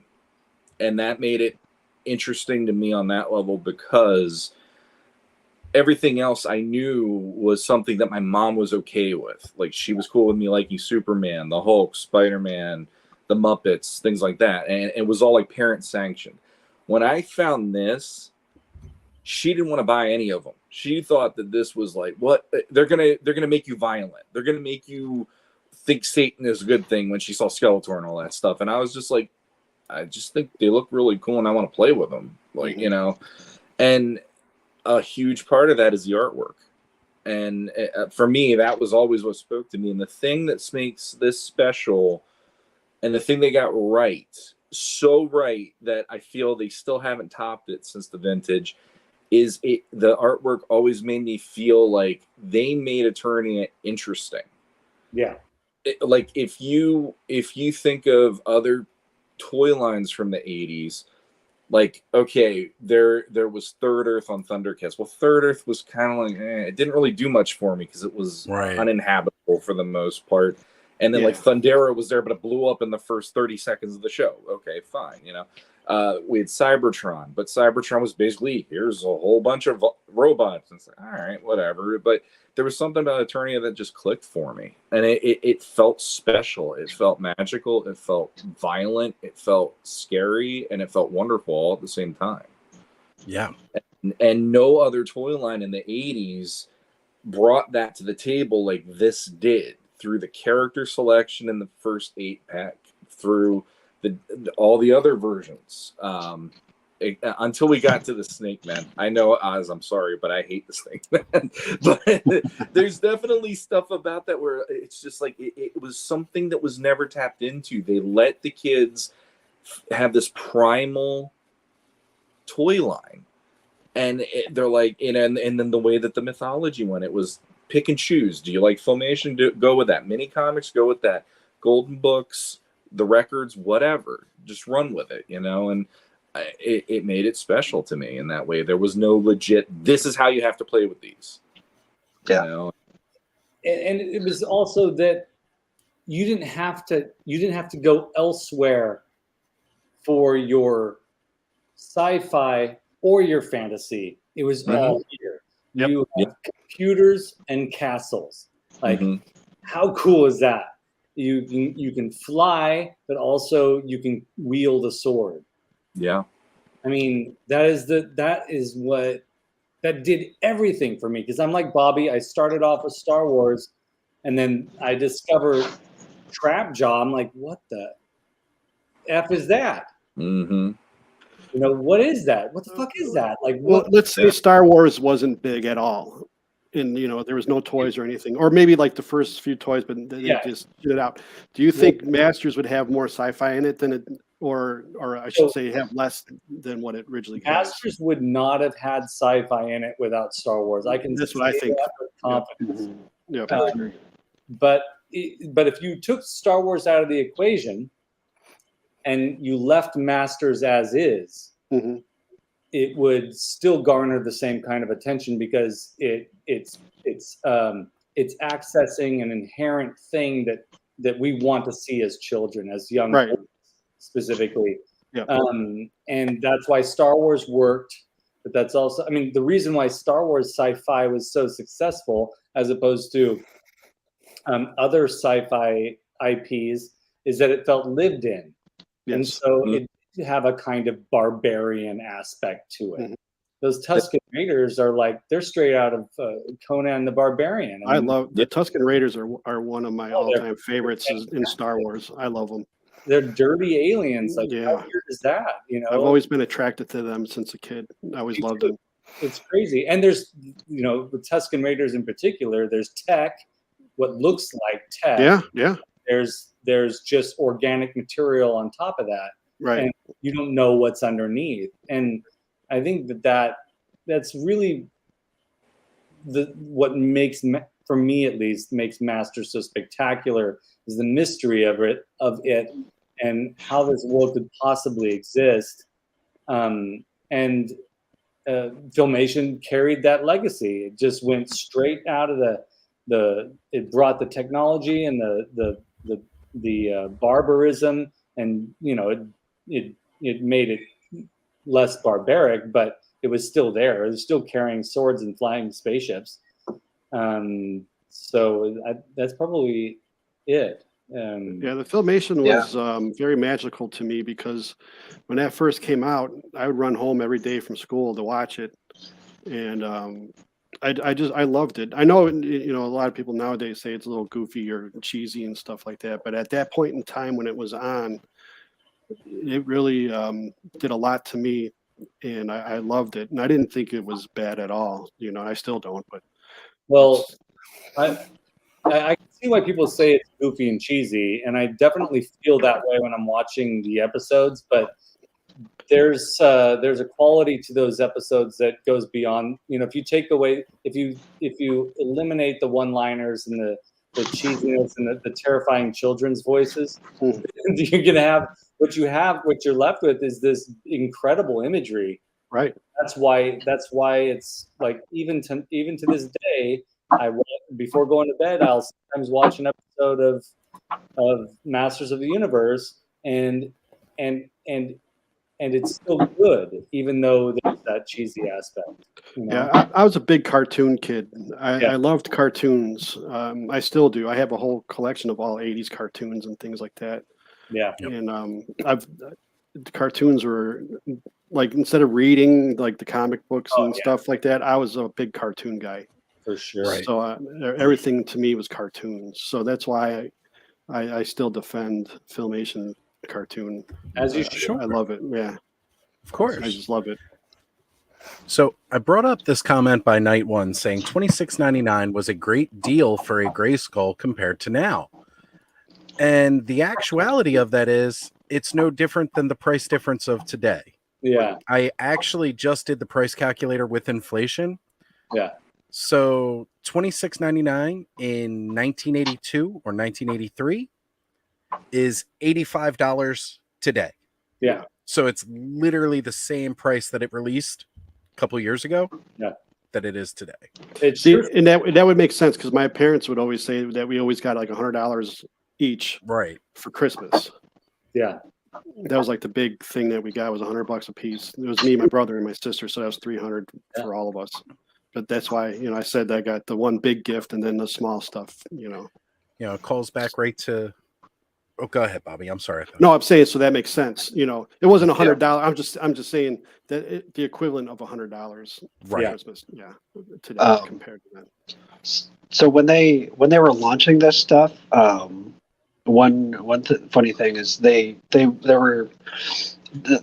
the buyer for the boys' toys, purchasing guy for Toys R Us. He initially said, like, we're not going to get, we're not buying Castle of Grayskull and putting it in our shelves. It's perverse. But then they sold so well. He was like, no, you have to sell us all of your Castle of Grayskulls. Like, it's just like, let me roll that back a minute. Yeah, let's roll that back. Oh, man. Forget what I said. Perversion sells. Do it. Yeah. Right. No. I mean, this is a good example. I mean, speaking of prices, let's have a look at these prices, right? I know the type is small here, but Point Dread and Talon Fighter $17.99, Wind Raider $9.99. I mean, yeah, I had a Wind Raider. That's my favorite vehicle. Is the Wind Raider. That's because I had one. That's why it's my favorite. Yeah, I personally love the Origins Wind Raider. Because it's just a little bit bigger. It's not enormous like the classics version, but it's awesome. The vintage one, I still will stand by this. I love it, but it's way too small. It feels small now. Yeah. Like when classics came out and they upscaled a lot of these vehicles, you realize just how tiny compared to the figures the original vehicles were, because even with the larger scale being 7-inch toys, the figures seemed to go with them a lot better. So it wasn't like they just upscaled it; they upscaled it and then some. So with a lot of these newer Origins sculpts, for the ones that they actually did do new tooling for the most part, it seems that they've tried to keep that scaling where we're going to make more sense with the figure. Except for Point Dread, which is the reason I didn't get it. Point Dread is the point. I saw the review. Point Dread's smaller than the vintage. So disappointing. Why would they do that? That doesn't make sense. You can't even have your guys stand up in it, even when it's on Castle Grayskull. That's too bad. I was really looking forward to that. And honestly, it was sad to discover that. But thank goodness for YouTube toy reviewers. Because that's right. They're really helping us see these things before we buy them. And I love that. Well, I know Mike Fee, who's normally in the chat, He actually sent his Point Dread over to Hebro. Oh, Hebro 3D prints a whole lot of stuff to help out with the figures and make them work. Like before they redid the flooring for Castle Grayskull and the new Origins one, you know, if you had one of the first Castle Grayskulls for Origins, those floors sag. Later editions, they reinforced the floors. Well, Hebro initially started printing off 3D pillars and floors that you could expand the play area of Castle Grayskull. Well, Mike sent him over his Point Dread, and that was, you know, he was able to make a riser that you can put on your Castle Grayskull to help give it that extra oomph so that it sits up high enough and you can finally put a freaking figure in there. Yep. That's cool. I love what Hebro does. I mean, yeah. So I have a question for Adam. From what catalog is this from? Oh, it's either Sears or JCPenney. I could check it where I got it. It definitely struck a chord with me looking at both of these images. I feel like this took me right back to those Sears or JCPenney catalogs. Yeah, I remember those. And service merchandise as well. Yeah. I mean, this is how I really shopped for a lot of my stuff. I didn't always make it out to the toy store or yeah, that was that's our online stuff right there. Right. The old magazines and we get. The dynamic pictures, the way these are framed and everything like that. This is what sold you. I mean, look at this epic battle. You got Battle Bones up here with Spidor and the Land Shark, and then you got Bashasaurus down there. That looks like an epic battle. Yeah. I don't know why Fisto's riding Panther and Cyclone's chilling on his horse. You know, he's got Stridor, but and Manny Faces is riding it, but who cares? That looks like an epic battle. This is just like what you would put together on you know in your front lawn, you know, and I did this all the time. It didn't matter who was where. Some of because I'd love to switch things up as a kid. So yeah, why couldn't Fisto ride Panther? I love that. Right? Yeah. Right. Most of these are JCPenney. A few of them are Sears. This is all on my site too. If you guys want the full size images. Everyone, go to Battle Ram blog and check out Adam's amazing site. Yeah, definitely. Huge resource. These images and the prices and the descriptions just takes me way back. What original toy photography? Yep, right, for sure. It'll be interesting to talk to Emerald Knight Photos, John, next week to ask him, if the vintage toy photography in these catalogs influenced him in any way. Yeah, that'd be neat. Oh shit. That right. There it is. All right, there you go. Thank you, John, for answering that. He ruined it for next episode. Well, we'll continue the conversation next time. We'll expand on it. We've got, figuratively speaking, John joining us too. That's right. So I had Night Stalker, not Strider, and I always thought like, man, it's such a cheap figure, and like they couldn't put a joint on it until I looked through these catalogs and I realized they're about the same price as Battle Cat and Panther, and that's why there's no joints. They were just selling them at a really low price point. Yeah. Yeah. One of my favorites right here. Yeah, I love that all the time. I didn't have him, but I just have this memory of going over to my buddy's house, and he had the setup. He had like just about everything that had come out, and the Roton of all of his vehicles that blew me away. I just loved the feature, just the spinning blades as you push it along the floor. The sound too. Oh, sound. Yeah, I'm the same with Adam. My friend had most of the toys, so yeah, he had the Roton. Yeah.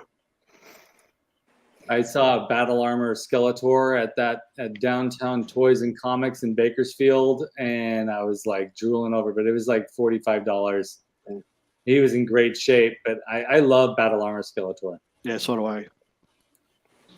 That green and pink bat always did it for me. Yep. Yeah, it's a great design. Yeah, I love it. Yeah, it's beautiful. Both battle armors. Yep. I know I was talking to Mato yesterday or today, and he was saying that he's doing a lot of customs, and they're all battle armor figures. Oh, Like nice. battle armor trap jaw and all that. So yeah, Yeah. PowerCon. Oh, Joe, can't wait to see that. Yeah. That's going to be amazing. Yeah. Yeah. I might have to get a battle armor trap jaw someday. Yeah, for sure. Now, this page, I kind of spoke too soon from previous catalog pages. This is the page or pages that I remember seeing this. The Black Star and all that too.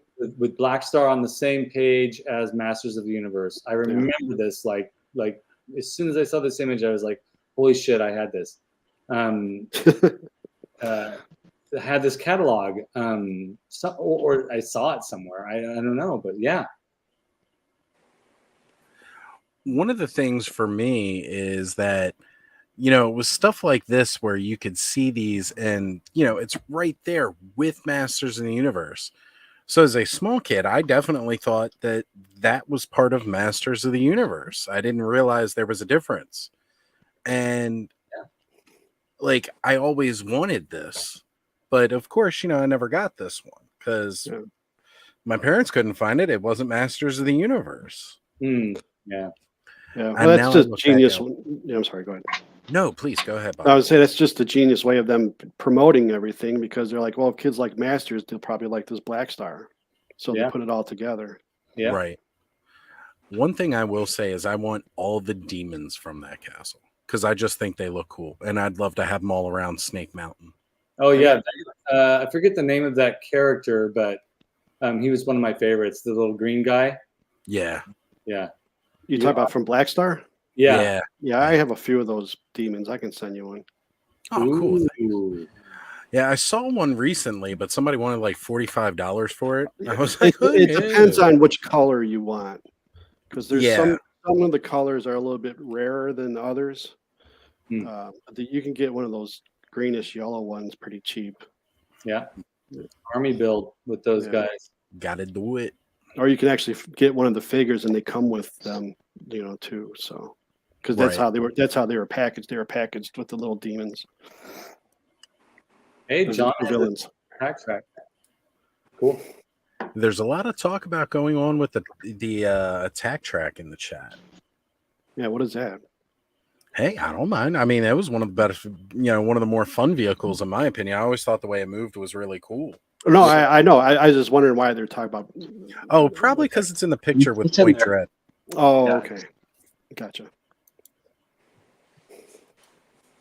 I don't know about you guys, but like when the Horde came out, that was another kind of high point just in my interest in Masters, just because they were so strange and bizarre and creepy looking.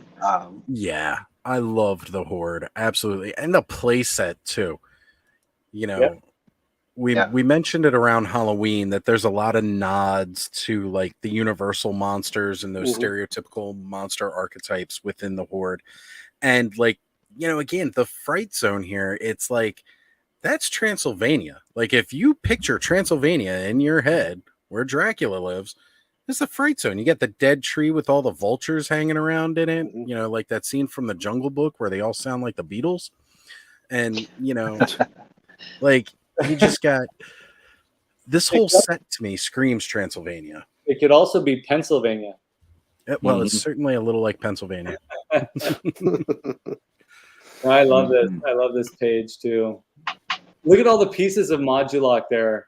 Yeah. Right. That's what I love. He's just splayed out in all of his individual bits, or about ready to ship himself all over Eternia. I love that mini comic that he does that. That's great. Yeah. It's so twisted, but I love it. It is. It's cool. Oh, yeah, this is kind of out of order, but just I just remember like spending a lot of time looking at the back of the Grayskull box. Yeah, I shoved this one in here because and I also brought this one in too, because these are I think I even tried to save these images over the front art, which is a really weird thing for me to do as a kid, but there was something about the red line art that I really, really loved then, and I still love today. It's such a strange design choice, and it's extremely successful. I don't know how or why, but I love these. I love them because I used to use them as check marks or checklists. Card backs for the and you'd figure out which figures you need next and stuff. They're all there. And they told you right there on the back, collect them all. Yeah, well, yeah, of course. Telling you what to do. So earlier in the chat, it was mentioned about how, like, you know, we were programmed. I've said it before. Ryan Dole says a lot, where we were definitely programmed. I mean, when they were looking about how to make, they talked to psychologists on how to sell this stuff to us, how to market this to us. So, like, there's no surprise that 40 years later, we're still all about this stuff. But I'm also not mad about it either, because you know what? It helps bring me joy. And I love this stuff. I do struggle with it sometimes. Like when I want to get something, I feel like I have to get everything to that.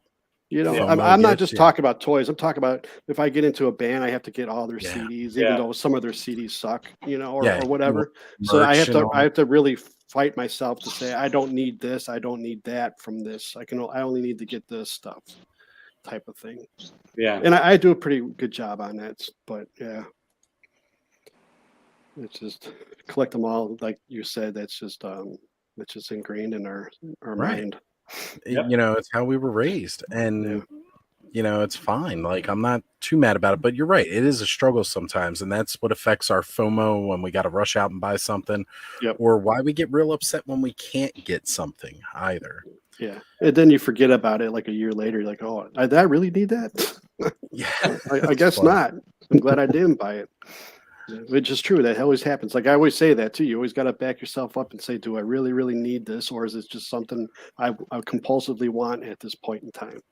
Right. That was my experience seeing those, you know, I was like, do I want another Too Bad just because it's $10.99, you know? But you know, you have to be like, I already have it, or I with Mechanic and the Ground Ripper, I already have the Road Ripper and Vintage Mechanic. You know, you do have to. Perspective taking is really, and Shawn, you and I were talking about that too when it comes to like Mondo, but like, you know, stepping back is hard to do, but it's necessary in order to maintain a kind of healthy balance. And Oz, you and I were just talking about that, like that ebb and flow, how necessary it is to, if I know there are some collectors out there that might disagree with me with this, but if you collect everything of something, it's like you're constantly inhaling. Yes. At some point you have to breathe out, and otherwise you're going to suffocate, right? And I worry about some people, but then again, they're different for me, and they can probably handle it. Like for me, I just feel like I got to find a distance at some point just to maintain sanity, but also to not go broke, right? And you got a family to take care of. Well, look at now. It's July. I have not bought one Origins product this year. That's impressive.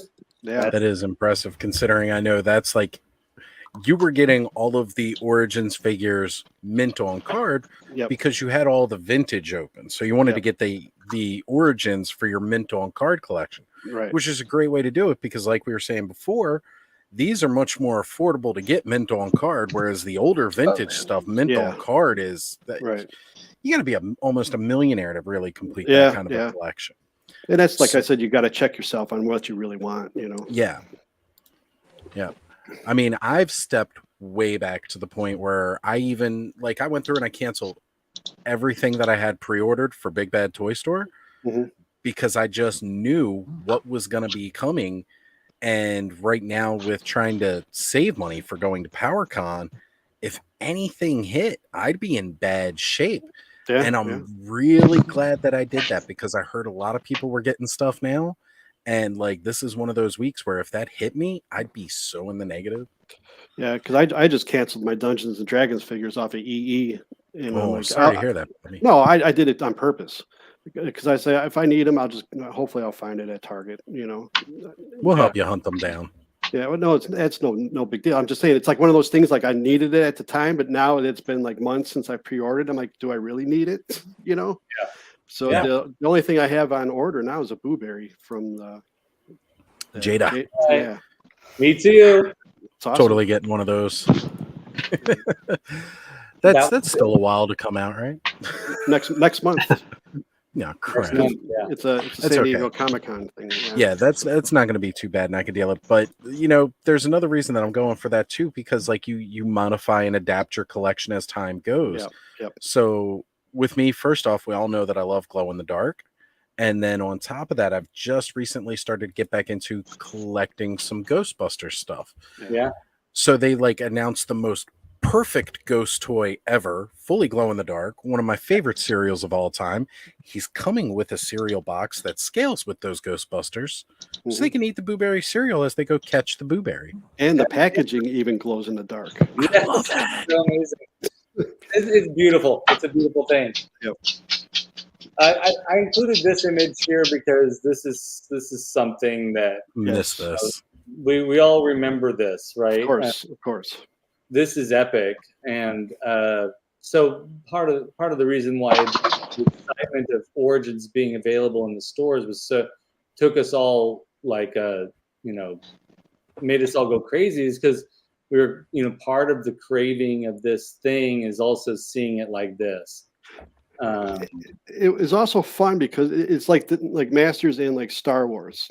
Yeah. You go in there and you'd like put your hand through and you go through to see which figure you can find that was like in the back of the peg compared to the front. You always found that one that you were missing and you're like, oh, this is great. Yep. Nowadays it's like you walk in there and you see Jitsu. Well, I still see Jitsu. I saw him in Target a couple weeks ago. I was like, what the hell? I don't go for toy hunting that much, and I just went there and I looked. I'm like, it's the same shit. Still Jitsu. Been there for 2 years running. Yeah. I remember 2022 came in. I was like, oh, this is great. Now I've got this wave and this wave and this wave. Still this wave. Can't get anything new to come in. Mind you, what I love is the fact that, Masterverse has been rolling through pretty regularly. All right. That's pretty good. Yeah. Well, yeah. But I was collecting Origins though. Yeah. Yeah. But I agree. I miss that display, how it looked all out on the shelf like that. Yes. And like Bobby said, digging through to the back. Like that was the thrill of the hunt. Even though as a kid, I didn't realize that's what I was doing. I mean, that's what I call it now, but that was great. And okay, so I know some of you guys are in some of the other toy groups and stuff like that, where like maybe Facebook groups or something. Well, Bobby, you're not on Facebook, but like on Twitter, when they post like in another country where the shelves look like this. Yeah. And then it's like, well, why can't we get that? How does it ship to everybody else around the world to the point where they have fully stocked shelves like that? And we don't get anything.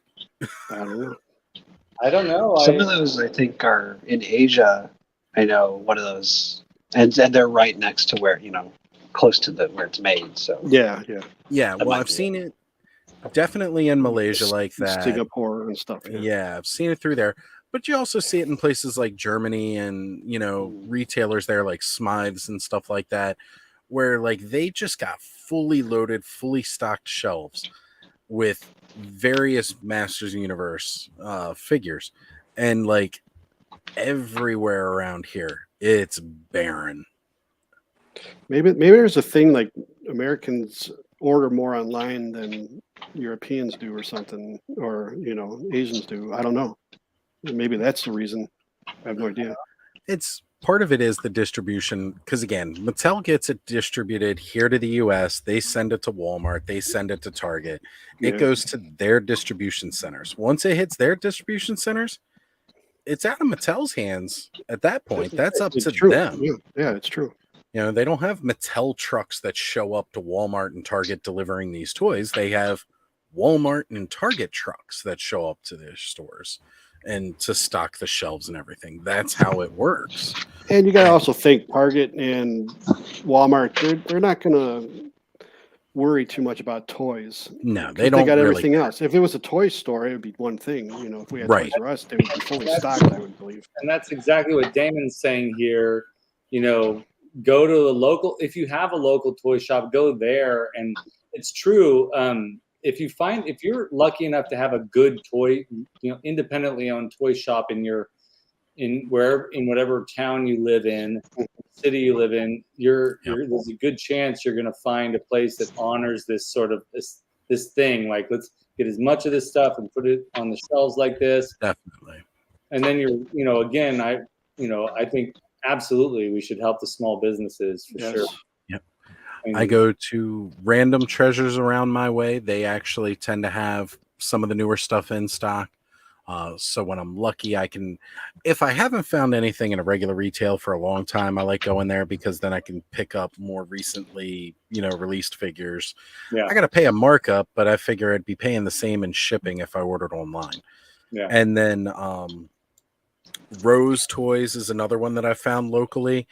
They don't carry as much of the Masters of the Universe stuff, but like he only carries new stuff that you find in stores. Mm-hmm. He doesn't sell like any vintage or collectible stuff. He wanted to open a modern toy store. Nice. So I think that's absolutely great that you can buy from him what you would find at the same place in a Target or a Walmart. And generally he sells them cheaper than what you find them in the retail stores, which is another cool thing. Yep. That's a difference. And usually they'd be a little more it's a markup. Yeah. Yep. No, he tends to sell them a little bit cheaper, which is pretty cool. Interesting. Cobweb, you're absolutely right. Everyone thinks California has everything, but that is not true. Nope. It's so funny. I know enough people in California to know that is definitely not true. You get a couple of those lucky people that live closer to Mattel and can shop at Mattel directly, but seeing in Walmarts and Targets, they're just not there. Yeah, California does have a lot of vintage toy shops and stuff compared to a lot of other places. And same as Chicago, all the bigger cities, they have more of that than the smaller cities. For sure. All right, I'm going to move on to the next slide here. The card back art, always did it for me. Same here. I loved it. Still did it for me. It's funny looking at that store that I went to in Bakersfield, Downtown Toys and Comics, had a bunch of the commemorative figures, and it was the card back art that I really wanted. Like, it's cool to have the figures look just like the vintage, but to have that card back art replicated just made me really happy. And the commemorative pieces are those figures are kind of cool. I'm kind of thinking maybe about trying to get some of those on card just to feel that kind of that nostalgic attachment. Yeah. But I kind of wished that I would have preferred like a relaunch of commemorative as opposed to Origins, just because I don't need the extra articulation. I'd rather it looked exactly like the vintage. Yes. Yeah, I'm with you there. I'm with you there too, for sure. I'm sure Shawn would probably be more interested in Origins too if they were exact replicas of the vintage figures. It would feel classics.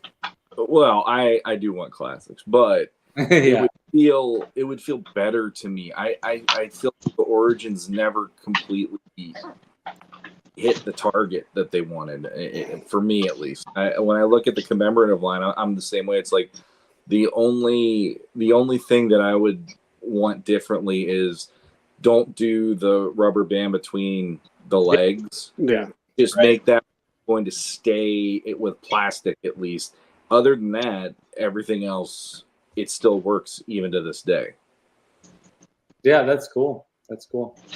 Yeah, but I know a lot of people that do love the articulation in the figures now for the Origins. That was a big thing that I've seen people mention to me on Twitter all the time and stuff, is the articulation, how cool it is to have those old figures able to bend their knees and elbows and wrists and stuff like that. So I'm sure it's a selling point. Yeah. You can better pose them. You can better fit them on vehicles and things like that. See, I'm not a poser though. I mean, not a poser, but I don't. I don't pose anything. I just have them stand straight. Yeah, of course. Yeah. I can give a shit about articulation on any figure. I just like them standing as a statue. yeah, that's cool. That's how I look at them, and I just stand there straight up and down. You know? Yep. I don't care if he's like this or bending or about to throw a football. I don't give a shit about that crap. Yeah. As long as But they stand straight. well, even with people like Emerald Knight, and toy photography has become such a big thing now for a that lot is of different. adult Yeah. collectors. Yeah, that is And different. you can pose these to a degree for that kind of photography. But with Origins, now they've got that true posability. Also makes it a lot easier for the lazy boy customs where you get the pop and swaps. Yeah. Yeah. You That's know, true. which I've seen that a lot with these figures, is a lot of the different pop and swaps. I know Thanos has made some, and some of the other guys, Black Phoenix, if you guys see him around in the chat, where they've gone through and they've done the Furza T figures, and it's a little bit easier with the pop and swap of today's figures to make those. I want to say, so that was exactly where I was going to go with this. As you said, you called it lazy customizers or something like that. Yep, Lazy Boy Customs. Lazy Boy Customs. I totally disagree with that phrase, because it still takes a lot of imagination and effort to find those parts and put those parts together. It's just that they're not painting the little details, Mhm. So. We need that little snippet of SpongeBob going, imagination. Exactly. All right, I'm gonna switch gears here a little bit. Shawn, these next few photos are for you. Before we get into the photos that you sent me, I went online and I found pictures of this. Last episode, we talked about the wonderful thing that you got to experience that I certainly didn't get to experience, but was the walkthrough display that was visiting the malls, that was showing up at malls. Looked like. Yep. I've never seen that. No. I saw there are videos online on YouTube. You can watch like really bad VHS walkthroughs. But look at this diorama. This next picture, by the way, is like spectacular. Look at that. This, you could see this in malls across America. This thing was touring around. This is, imagine walking into this place. If you watch the videos of this, these different parts light up, and there was like this narration, this story that was being told, and it even has the Eternia playset there. But I would have, so speaking of traveling back in time, I would totally go back in time and experience this. And it would be great, like, to be little Skelly and little Shawn walking through this and experiencing. All of us, there should be like a Muppet Babies version of Toy Frenzy. Us all as little kids. That would be great. I would love that. Yeah, me too. It'd be like fantastic. It would be like. Well, Oz would be a real baby because he's young. Oh yeah, he would be. He wouldn't even be born yet. Shawn would be carrying him around. I'd still like be like Baby Yoda, Yep. or something on his back, on the back. Oh my god, he would totally be Baby Animal in Muppet Babies. He would be. Yeah, Yep. exactly.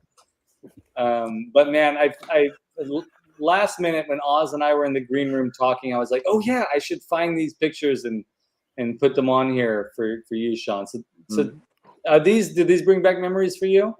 Yeah, like I said, when I got to see him it was at the Golden Ring Mall in Baltimore, and I mean it was like that mall.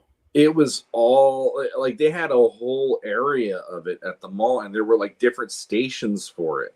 So cool. This feels familiar, but then there was like a stand where you could go the whole way around it, and they had different factions within the stand even and stuff. So it's like you saw things like this too. And again, like what toy line did that? God, right? I mean, and done. They literally brought Eternia to you in these malls and showed you the wealth that you could have by playing with these figures, the imagination behind the line, and the creativity and everything. And I'm realizing I probably visited this too as a really young child, because the fact that if Eternia was released, like they're showing off Eternia in this display. Shawn, I probably went to this as well. You said it was at Golden Ring. That was right around the corner from my house. You know, I grew up in Overly Rosedale, so it was right there. Mm-hmm. Yeah, like I don't remember. That's the one thing. Maybe when they did this, they kept going with it until Eternia hit. Because when I did it, it was when the Horde was coming out. Yeah. So we're talking about 2 years prior, I want to say, before Eternia. But it evolved even more from what I got to see based on these photos. And I have nothing but love for that because, again, you know, like, I mean, it's all well and good to have a Transformer, but he literally blends in with Earth. Here's Eternia. Yeah, Welcome to what you get to do if you have this toy line. I mean, that to me is way more powerful. How many of us would have went and visited this and immediately went home and reenacted, kind of tried to set up our toys in this exact fashion? Because that's how we did it. Yeah, I did. I want to say, folks, anybody watching this show, you want to hire me to come over and build this in your toy room, I will do it at the drop of a hat. This is exactly like this is the type of thing that gets me going. Yeah. Somebody, I don't know, maybe 10 years back, they had found or that bought the original custom Grayskull and Snake Mountain from this tour. Oh wow! And I've got pictures on my computer, but it's basically you can see how they customized the castle and the Snake Mountain. Yeah, you can see the paint job is different. Yeah. Send those over, Adam. That's amazing. Now we're getting the good stuff here. This is great. So, folks in the chat, who is this? Claus Fluoride from the Dead Kennedys. That's right. Totally. And no, this is not Screech from what was Saved by the Bell. Saved by the Bell. Well, they do have photos of him with Masters figures, though. Yeah, that's true. That's true. I don't think he looks like Screech. Oh my gosh! So Damon wins. It's Shawn. This is little Shawn. With more hair than God knew what to do with. I love this picture. It's great. The attitude. What year is this? I would bet it's probably 84. Okay. Maybe 84, 85 at the most.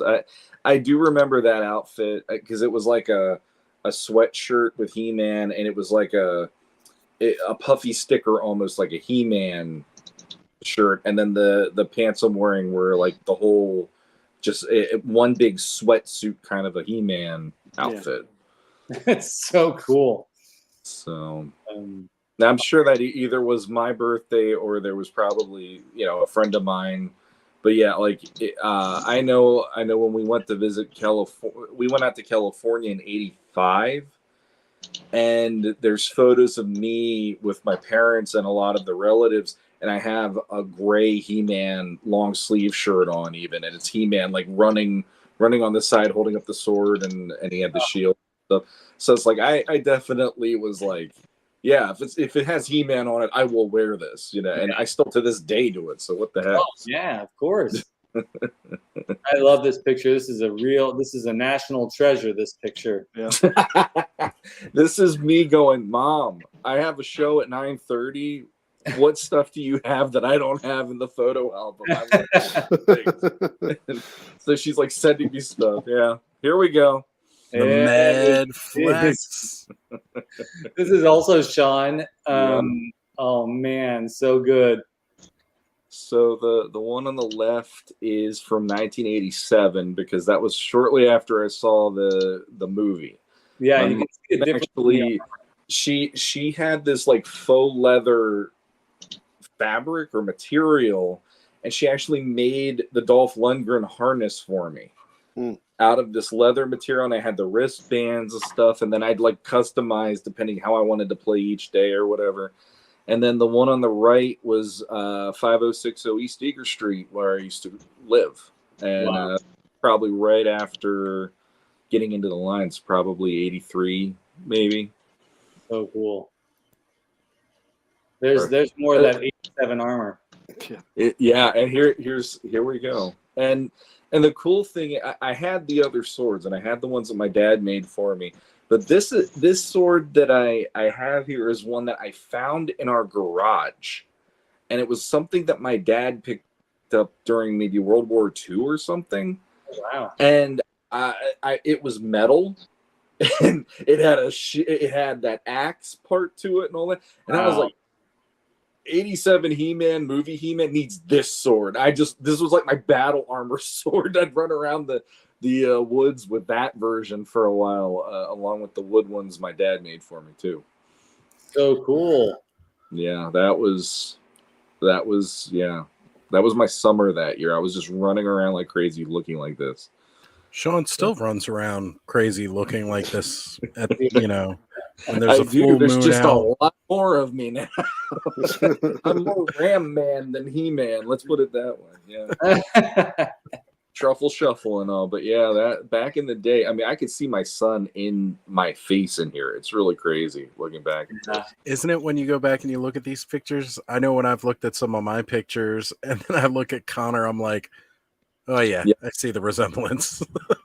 The face I have I have the power look there is exactly the face that my son makes at me when he's pissed. It's like, instead of looking like I want to fight Skeletor, it's just like I hate Daddy for 5 minutes until he gets me ice cream and he walks out of the room. I love it. Yeah, until he shows me how cool smoking is with Bowser. Yeah. So yeah, that was my childhood. And there's mine. And there you go. That haven't seen the earlier episode where we showed these photos. We've got several photos of Oz, and Carol's in here too, in this series of photos. But look at little Oz here.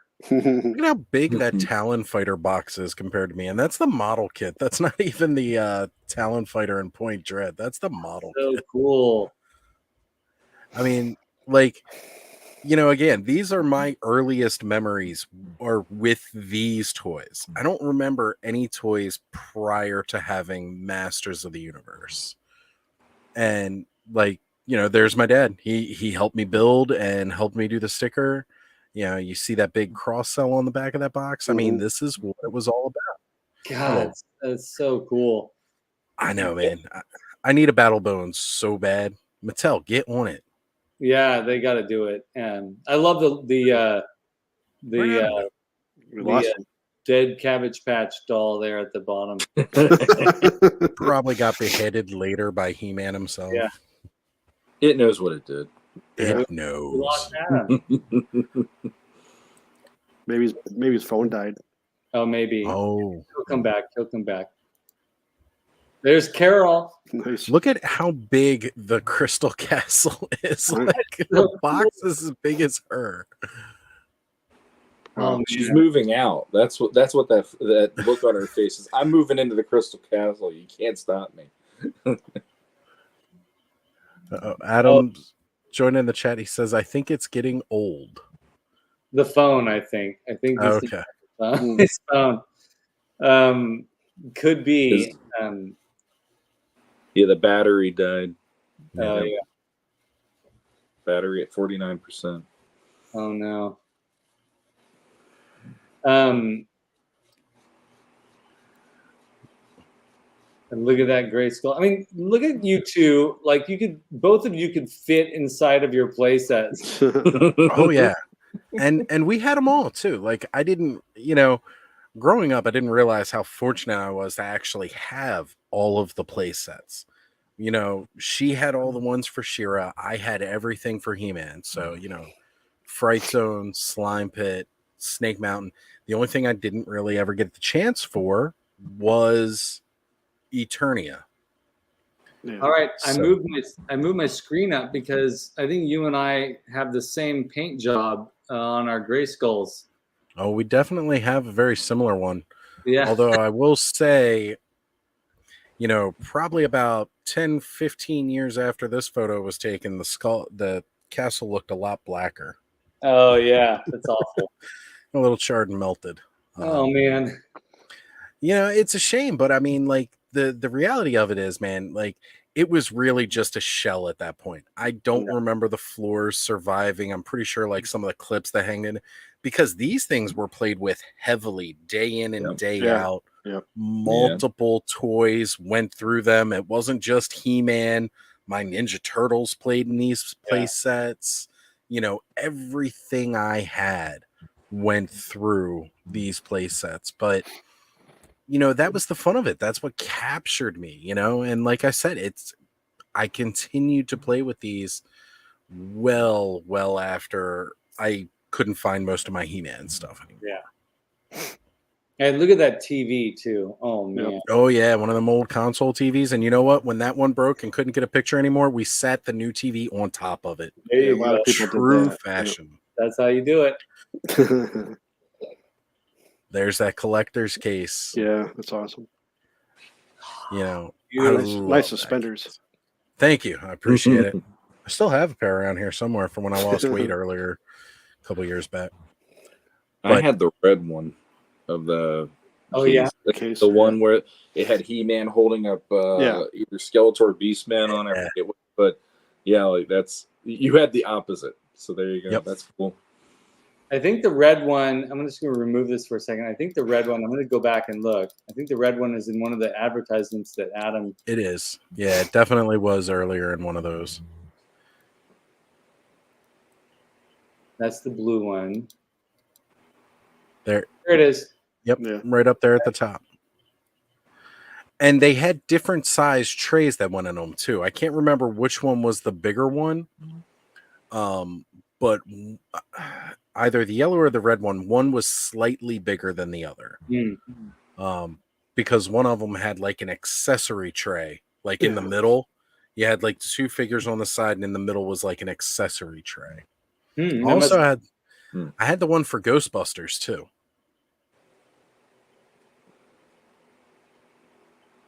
That's awesome. Was that the one, Shawn, that you had, the red one? Yeah. Mm-hmm. And the red one is what they based the Lords of Power packaging on when they did that set at Comic-Con a couple years back. That's right. That's right. And this would have been, it had to have been in 87 because this was our local video store, All Star Videos. And that's He-Man behind the counter, handing out. My sister's getting a battle armor Skeletor right there. And I think I'm like just in front of her. You can't see me because I was a short little shit back then. It's my cousin, my sister, and I all playing with the He-Man toys. That's so cool. But I mean, Masters of the Universe could capture the imagination of any child. Sure. There was a photo from my one birthday. I was hoping my mom could find it. She didn't manage to get it for me. It was me and my one buddy who lived literally right next door. His name was Kason, and then there was a girl sitting next to me, Jenny. I don't remember her last name anymore, but Jenny. And I remember like she had a shirt tail shirt on, and she's all smiling. She has her hand on my thigh. And I'm sitting in between the two of them, and I have He-Man in one hand, Manny Faces in the other, and I look like, just take this photo, I want to play. And I'm thinking to myself, dude, you had a girl's hand on your thigh at the age of 6, and you're not worried about this at all. You don't know about That's how captivating it was. Yeah. Right. Well, like in one of those earlier pictures, you see my face as I'm like looking at the box art. Like I'm in wonder looking at these boxes. Like there it is. That's just what it did. It captivated you seeing the covers of these things. Yep, for sure. That's I was sitting there thinking, I wish I had a girl's hand on my thigh. that's us going. I think there's a girl hands on my thigh. I better play it cool. No. Right, play it cool. Play it cool. The thing is, like little kids nowadays, when they open up stuff, they want to play with the boxes more than they want to play with the toys you give them or whatever. Yeah. This is a true case of that was a legit good reason to sit there and look at the boxes. You got all that artwork to just soak in. Or the figures that you want that are on the back of the box. Yeah. Yeah. So it's funny. I've kind of remade that He-Man with, you know, the King Grayskull cape, all like that. It's funny. I didn't realize how similar it actually looks to that. But Totally. I've actually recreated that He-Man from my childhood. That is really cool. That's actually Shawn posing with you there. That is in his 1987. That was I figured out the power of Grayskull, and then that was me later. Yeah, it's like I showed up and it's like, yeah, let's do this. Jiffy Pop He-Man rocks. He actually popped the popcorn right there on his chest. When he did by the power of Grayskull, all of a sudden everybody gets popcorn to celebrate. You know, disgusting. Get this for your movie. Oh, wow. This is so cool. I mean, look at the artistry on that outfit, too. Like, it's bedazzled. Yeah. I'm not going to lie. I kind of want to find out who this guy was. I mean, he's probably just somebody that worked there that, you know, made the costume or whatever. He's but probably in jail for being a pedophile. He could be, because that last picture, he doesn't look like he's wearing pants. Larry, you do push-ups, right? Like, come here. The skin tone is too similar to the tone of the skirt. I look at this picture right here, and there's like me, and that's the only thing keeping this from getting pulled. Yeah, I think we got to find out if this guy's still around. We got to get him on the show and talk to him. Like, what was it like playing He-Man? Right? What was it like to be He-Man at an all-star video in he 1987? probably still wears the outfit, pretending that it's still 1987. Probably still got the mullet, living in the past. mullet. I remember when I was He-Man. That would I be was so cool. I have the power. It was my big break. But I mean, that was the times though back then. Like, you know, like this is just how things were. We don't get to see this kind of stuff often anymore. I feel like, especially not when it comes to toys. You see a bit of the fanfare with stuff like that at a store for a video game every now and again, but you don't get the fanfare for the toys like we used to. It's true. It's not quite the same. I mean, you're not going to find a walkthrough diorama like that for Sonic the Hedgehog. No. It's just not going to happen. I remember even a couple years ago when I was redoing, like, kind of getting back into collecting with Star Wars. It was right around the time the Clone Wars animated series was coming out. Mm-hmm. And they were doing Bobby probably remembers around that, but they were like doing like Midnight Madness at Toys R Us, where you can go in and get Star Wars stuff. I did do that a couple times. Yeah, they had them all in these big bins, and it was crazy. People just run in and grab what they wanted out of the bins and stuff. Mm-hmm. But that was around the last time I started collecting Star Wars too. Yeah, same for me. They were some really good figures too. I'm not gonna lie. Yeah, they did those midnight things, and it's all brand new figures. Yep. At those.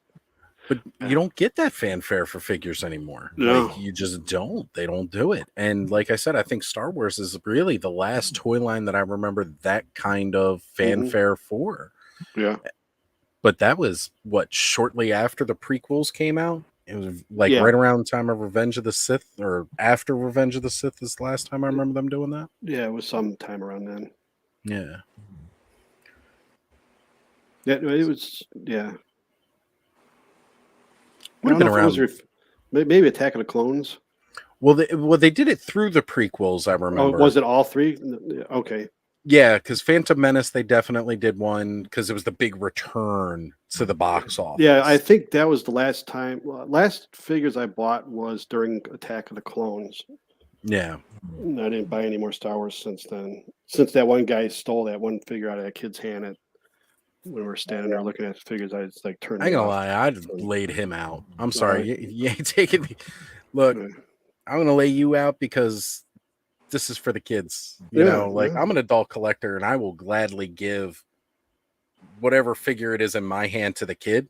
Because that kid's carrying this on to the next generation. Right. Yeah, it was just it was like one of the newer figures that came out. The kid was looking at it, and I was looking for figures as well. And I was like, if he puts it down, I'll grab it. If not, it's oh well. The guy walked right by and took it out of his hand and took off and bought it, and the kid was sitting there crying. That's awful. And that was the only one they had of that figure there. So I was like, I'm done with Star Wars. Yeah, I won't do that. I will lay somebody out. I'm sorry. You do not snatch toys out of a kid's hand. It turned me off from collecting for a while. I don't blame you. For a few years, yeah. When you see that kind of attitude and that kind of behavior amongst what you consider something you hold dear, collecting these toys, it just gives the rest of us a bad name. And chances are that guy was going around trying to, it probably wasn't even for himself. No, I'm sure he was probably turning around to sell it. Yeah. And that's the worst. I hate that kind of behavior. Yeah. When Phantom Menace was about to hit and those figures were hitting the shelves, that was a remarkable time. It was magical because the toy frenzy, not the plug show, but the toy frenzy had come back, and seeing those toys back, I didn't know who those characters were. It was really exciting. Yeah, it was. And actually, one of our viewers who comes on every once in a while, HP Brown Sauce Craft, he went on those toy runs with me. We'd go to like Thrifty, we'd go to wherever we could find these toys being released. It was really exciting. And then he and I and a few other friends, we waited in line for that movie, and we sat through that movie, and we walked out, and it was over. Like, it's such a sad period of time for me because it was so cool and the hype was so amazing. There was so much anticipation, and to hear that there were dicks out there that were stealing toys from kids makes me sad. It's terrible. And then, but on top of that, like, the movie was awful. So it's like, first of all, I felt, it's like I was right at that age. It was in my, early 20s, I guess. And I'm like, it was 99. I was like, I'm doing this. I'm shopping for toys. Okay, let's go for it. And then watch that movie, and it's like, what did I do? What did I do? It was so sad. But I have a different kind of respect for that movie now. It had to go in time, but it's my least favorite. So, like, for me, that was a big time because in 1999, that's when my house burned down. Yeah. And that movie hadn't released yet because my house burned down. It was Memorial Day weekend. And that movie didn't come out until like later in June or July. But I'll never forget, like, okay, everything I have is gone now. The first toys that I bought or that was able to get after losing all of my old toys was Phantom Menace. Yeah. And like, I remember getting all the different versions of Darth Maul because like he was the one really cool villain. There wasn't any Darth Vader. Getting the different versions of Obi-Wan and his little Padawan with the ponytail thing and Qui-Gon Jinn and that. I had that Ki-Adi Mundi that had the purple lightsaber before Mace Windu got it in the next film. I remember getting all of those and loving it. Jar Jar Binks is going to be cool. This is a weird looking guy. He's probably going to be amazing. Right? We so wrong. Wow, man. Well, the thing about that one for me was I was the idiot that said, I don't like this. I don't know why. I need to go again.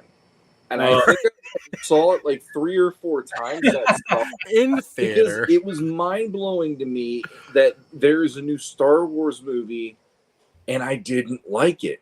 And there were little bits there were little tiny moments in the movie that made me go, okay, that feels good. Like Like I still remember This is right. This is the right. very beginning of the movie. They're sitting there and they're waiting for the negotiations to start.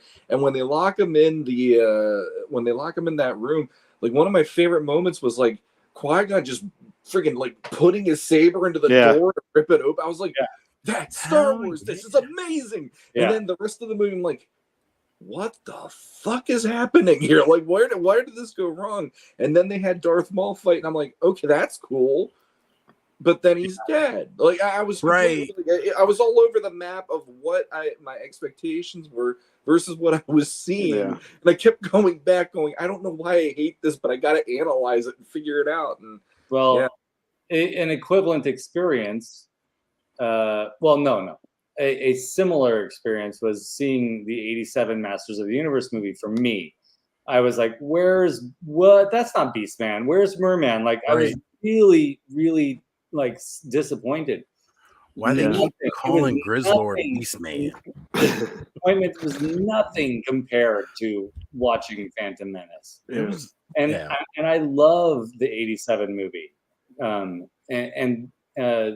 And I have a respect for Phantom Menace now, but it was a totally different kind of disappointment. It was. It just didn't feel like it didn't feel Star Wars enough. Yeah, it had all the elements: great lightsaber fights, some blaster battles, space battles. Well, the thing with the original movies, it's a smaller cast, and the world it seems smaller and tighter. Yeah. The newer ones, like the prequels, are bigger. Yeah, more world, visioned and stuff. Yeah. So it is a lot more going on, deeper story in a way. But there definitely was. There's that like the best part of episode 1 was the documentary that came in the DVD. I'll say that. That was longer than the movie, but it was actually more important than the movie because it showed that Lucas had gotten to a point where he had no one saying why or no. He had nobody that was going up against him to challenge his ideas for the movie. And so like in the originals, he had Gary Kurtz. Yep. And Gary would like be the one going, well, why are you doing this and why are you doing that? And he especially with the first one. Exactly, and it's like part of creativity and part of what makes something special sometimes is your inability to fulfill the vision that you want, and you're finding creative ways to make it still happen, even if it's not exactly what your vision was. At least you're able to accomplish something, and you might even find out it's better than what you thought originally. Like the whole cantina scene. Okay, there's Halloween masks, but as kids watching that movie. And even mom as an adult in her 20s watching that, it absolutely captivated you to go, who are all these guys? What's their backstories and all this stuff? Yeah. And like the biggest problem for me with episode 1 was it literally did not feel like it needed to be told that story. You could have told that story using different parts of the history and still make it work, because everything in the prequels I felt was always on the cusp of something that was supposed to be really cool. And we had to go through the movie to get to the next thing that was supposed to be really cool. But there was no gap of showing what was really cool between those movies. So like literally the end of episode 2 is begun the Clone Wars had. And I'm sitting there in the theater going, fuck you guys, because I've been waiting since the original movies to see what the Clone Wars is. Now you're telling me they've begun at the end of this movie? That's stupid. Well, not only that, then we get to Revenge of the Sith, and it's over. Exactly. Like we waited 3 years for the last battle. Yeah. And the one thing I do think that they did right with those movies is how they portrayed Palpatine and how secret he was. Yes. And being able to hide himself from all the Jedi that's sitting right in front of him. And they can't detect that he's the most evil thing in the universe. Yes. That was the only thing that they did perfectly in those movies, is how they kept him when it's hidden like that. Well, when we had the toy, like, especially from Phantom Menace, because again, the toy wise, there was the release, you had Senator Palpatine. Mm-hmm. And then you had Darth Sidious. Darth Sidious was its own figure, even though we all know Darth Sidious it was the Emperor. You Right. could clearly Mhm. see that. That's cool. And like, these are the same guy. We know where this is going. Yeah. And he lived up to that name because we never had his Darth name. No. He was Emperor. He was the Emperor for like 3 movies. Well, he was named Palpatine. If you had the book, like the novel, they didn't mention his name. The Palpatine. novelizations, they gave him his name. Yeah. And, but it was like, you didn't really, again, to more casual people, they don't know who that is, but you never had his Darth name. What was his Sith name? Yeah. And they were like Darth Sidious. And he lived up to that full extent throughout the whole thing. Yeah. His manipulations behind the scenes, coercing his apprentices. Because he has Darth Maul. Darth Maul's his Sith apprentice. Yeah. And then it's like, well, he's already working on getting Dooku as his next apprentice before you even know who Dooku is. He's lining that up. Yeah. He had it all planned out. He had everything. And it was so good. But I love it when his ego got him, and when they're about to arrest his ass, it's like, no, I'm the fuck. Yeah. And then he goes and starts killing everybody. He says, "I'm here now, bitches." Yeah. Right. that was great. So I'm going to go back real quick to what Shawn was saying about how we need to be put in check. That the concept of the peer review or the person offering critique or saying no to an idea is really, really important. George Lucas still would have given us that amazing Emperor Palpatine arc. Yeah. But the other stuff that didn't work, somebody could have said, like, stepped up to him and been like, what is the deal with that, dude? Like, why are there's some racist tropes happening with some of these aliens? Like, what's the deal? What's going on? But no one was. He had set up this world for himself where he's like, I can just do whatever I want. And to me, that's like, it's a beautiful achievement as an artist to be like, I can admire that. I have created the space where I can just do the thing that I'm dreaming of now, and I can make it happen. Yeah. That's wonderful and exciting, but it's also an unrealistic pipe dream. And I still can't forgive the guy for breaking one of the most general rules of what good art making should be, and that is to let the world see your process or see your mistakes, what you consider mistakes. Like, if I were to go to Manny's house right now and take the Snake Mountain away and bring it back with this big sudden change and say, sorry, I've also deleted all the images of the Snake Mountain that I made for you, and you'll never be able to see those again. That would be a horrible thing for me to do to Manny. And I feel I admire George Lucas, and I love his artistry in many ways, but I have a hard time forgiving him for breaking that rule of taking away the original thing that he gave us. And George, I know you're watching. Please give that back to us. Let us have our original trilogy, not special. I remember, like, I might be getting this a little wrong, but I remember seeing an interview with him. This is like when I was younger, and he was talking about, like, they always had those specials where like the making of Star Wars on TV and all that stuff. We'd watch it, and he always talked about, like, it's simple, make it simple. We don't have the technology to do all that. Keep it simpler. But then all of a sudden, when he's starting to update all his movies, putting all these little tiny details in there that really don't need to be in there, and it's like, why are you muddying it up now? I don't need why are we watching Jabba the Hutt and now you added a character who's walking across the floor? I don't need to see. I mean, who gives a shit? Why do you need that? But I don't need to see droid Three Stooges in front of the cantina where he hits the little monitor droid or whatever. I need to see that, and he did it again in the prequels with those droids, the pit droids or whatever you call them. Right. Yeah, and I mean, it's okay. Like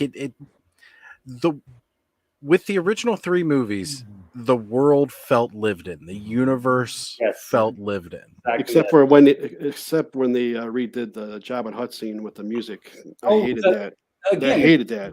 Problem of being redone, right? Yeah, that song is horrible. The original song is like Star Wars. It sounds Star Wars. Well, it's very, very bluesy, which is what you get from Jabba's whole, little entourage there.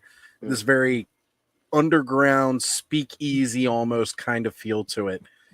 It definitely felt more out of place with this big theatrical musical number. Mm-hmm. I remember seeing the making of, the special editions, and it seemed really cool at the time. But then when I finally realized, I was like, that's cool, but I like my originals. And again, all I had was my VHS copies of it. And once those got worn out, that was it. There was no more originals. I still have my VHS copies in the garage, and it terrifies me that they're in the garage right now. I just thought because it's fucking hot over here. Yeah, Convert those to digital for a Skelly. Yeah. Well, I mean, let's go back to Masters though. Like, right. Why are we MOTU Maniacs? Let's talk about George Lucas and Star Wars for 3 hours. Part of what made the original trilogy of Star Wars work is why Masters works. Is that that universe feels lived in. The Filmation cartoon even feels those environments feel lived in. Castle Grayskull, it's a mess. Like you look at that thing, it's like sitting on these what look like wobbly spider legs, and it looks like it could fall apart at any moment. The idea of a perfect, even Eternos, the Eternian Palace looks like it's weather worn, right? Yeah. Even in the cartoon. So we love that. I mean, and the imperfections are spectacular. The 87 movie is great. It's not what I wanted at first, but I love it for what it is now. I'm still not a real big fan of it. I know, but the toys. I mean, I've said it 1,000 times on this show. The wonkiness of the design of those toys and the super weird color choices. There's something very realistic about that unrealistic quality, because life is wonky. Colors are weird everywhere. Like that's normal. So to perfect something is something why I never really got. Sorry, this is going to make some people mad. Part of maybe why I didn't really get into Silverhawks was because it was so beautiful. Those figures were so perfect in my opinion. I never liked Silverhawks. I never got into them, and I enjoyed it. Maybe they just weren't weird enough for me. Maybe it's the cantina. I would take the cantina scene. This is also going to make people mad. I would take the cantina scene over any of the Star Trek movies after the second one. I would watch that cantina. I could watch that cantina scene on Luke. I'm saying that because I love the first Star Trek and I love the second. Really? I don't like Star Trek at all. I love those first 2 movies. I don't mind Star Trek. The first one's way out of left field. It's right. It's like trying to be Kubrick. I remember watching it when I was little, and when it came out, and I was so bored. I was like, I thought it was going to be Star Wars, and I was what the hell is this? It definitely was not. Wrath of Khan is awesome. I didn't mind that one so much. I just hate the ear thing. The bugs sing in the ears gave me nightmares as a kid. So good. It's so good. You know what?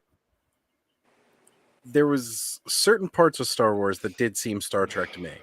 Cloud City. Yeah, it feels Star Trek-y. Yeah, for sure. It feels because it's much cleaner looking. Yeah, Star Trek Cloud always City's feels awesome. too clean. I agree. I used to love playing. What is Cloud that? City. What is that? Battlefield? Is that the games that were on? Yeah, PS2 where you for can Star run Wars? around. Yeah, and I bring City. I call out my people, and I drop the bomb, and then we blow us all off, and we're all falling All off the edge. That was the best part of the game. You just blow up your own people. It was come fun. come here, and they all just form.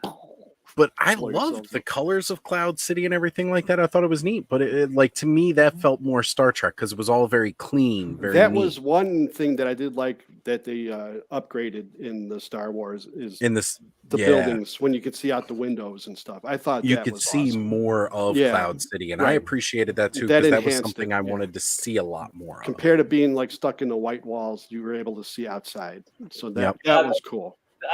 I agree. That's pretty awesome. Yeah.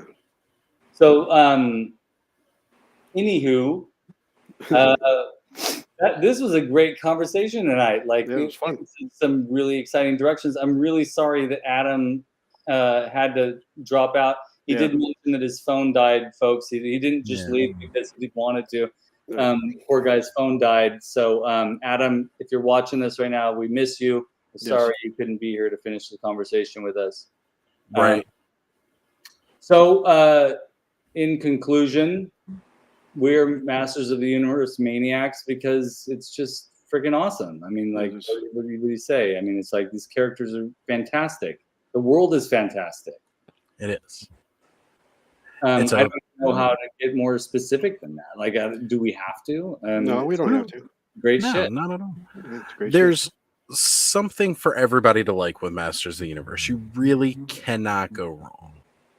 And we should also say that we're including the Princess of Power universe too, because everything Masters, all the same things apply, and we just didn't mention them because I think we're boys and we grew up with those boy toys, and as opposed to She-Ra, which I didn't really grow to appreciate until later on in life. Same here. I didn't even really like the cartoon when I was younger because I wanted more He-Man. I didn't want She-Ra. I wanted more He-Man. And what's crazy about the cartoon now and watching it today, like some of the heavier hitting stories are in the She-Ra cartoon. Yeah, it's great now. Yeah, and there's still some stuff that is kind of goofy to me, but I do like it. There's always going to be goofy stuff, right? Yeah, always. She-Ra was always a big part of my world with Masters Universe, but that's because I had an older sister, and she had those toys. Where I mean, with you guys just really had your Masters of the Universe. Mm-hmm. You know, I had that entire side of the collection and everything with that. So I always thought that was really, really cool. Yeah. And my sister, likewise, always had the Horde to battle against because I had all those figures. You know, my sister didn't have Hordak or anything like that, but I did. So she had those villains to fight with. Mm-hmm. And, you know, because of that, like, you know, I have memories of us playing together a lot when it came with our He-Man and She-Ra toys. Yeah. And I think that's another big part of it. It was one of those things where no matter who I had or who I was with, we all played He-Man. Yeah. And we had a ton of fun with it. There was something in there for everybody to love. And I have something to share here that I think everybody's going to love. I mean, everybody was asking for it tonight. Uh-oh. So I think it's time that, you know, we definitely present this, but this needs full screen. We have the Frenzy Babies. That's great. This definitely needs to become its own show, its own segment. Oh my gosh, that's fantastic. You know, I am, of course, the littlest baby with my bandana in the high chair. Skelly's got his Beast Man. Bobby's over here with his Skeletor, you know, armor kind of going on with himself, looking all trap jaw. Shawn's all decked out, just like the picture. And I love that Adam gets the hat with the propeller. That's funny. Oh, that's so good. Hey, that's great. Yeah, Bud, fantastic. I love it. Thank you, Bud. Yeah. I really appreciate that. Now, Bud, here's the challenge. Can you recreate that with line art? We're gonna put that on it. We're gonna put that in the shop, and so people can get that on a T-shirt. Yeah. Frenzy Babies.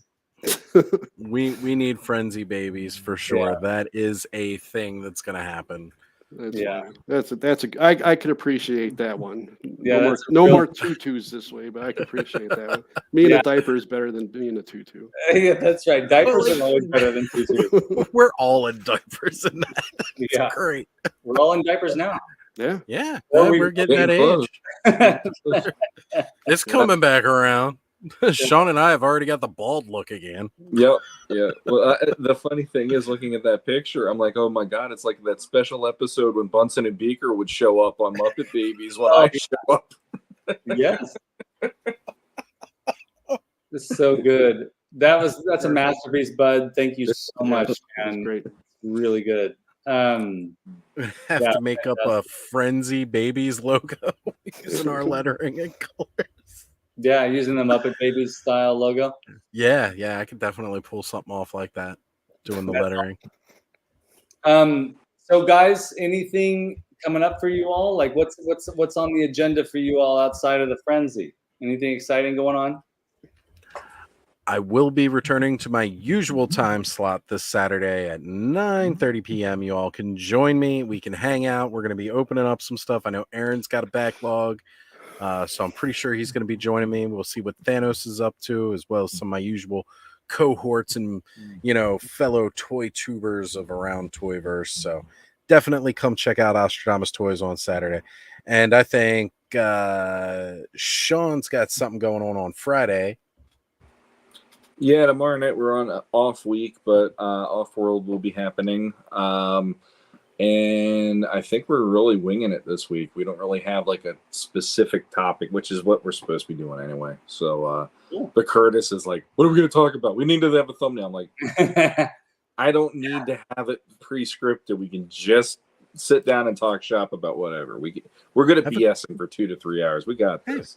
Have a good conversation. I do it almost every Saturday for 5 hours. I don't want to hear it. Yeah, I got it. Seriously, like your numbers, I got nothing. Don't worry. Just you saying that makes me want to watch it even more. I'll be there. So, how about you, Bobby? What's going on with you?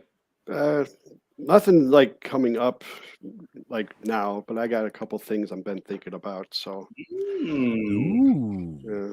I like it. I dig it. Like I say all the time, it's coming. Hey, what?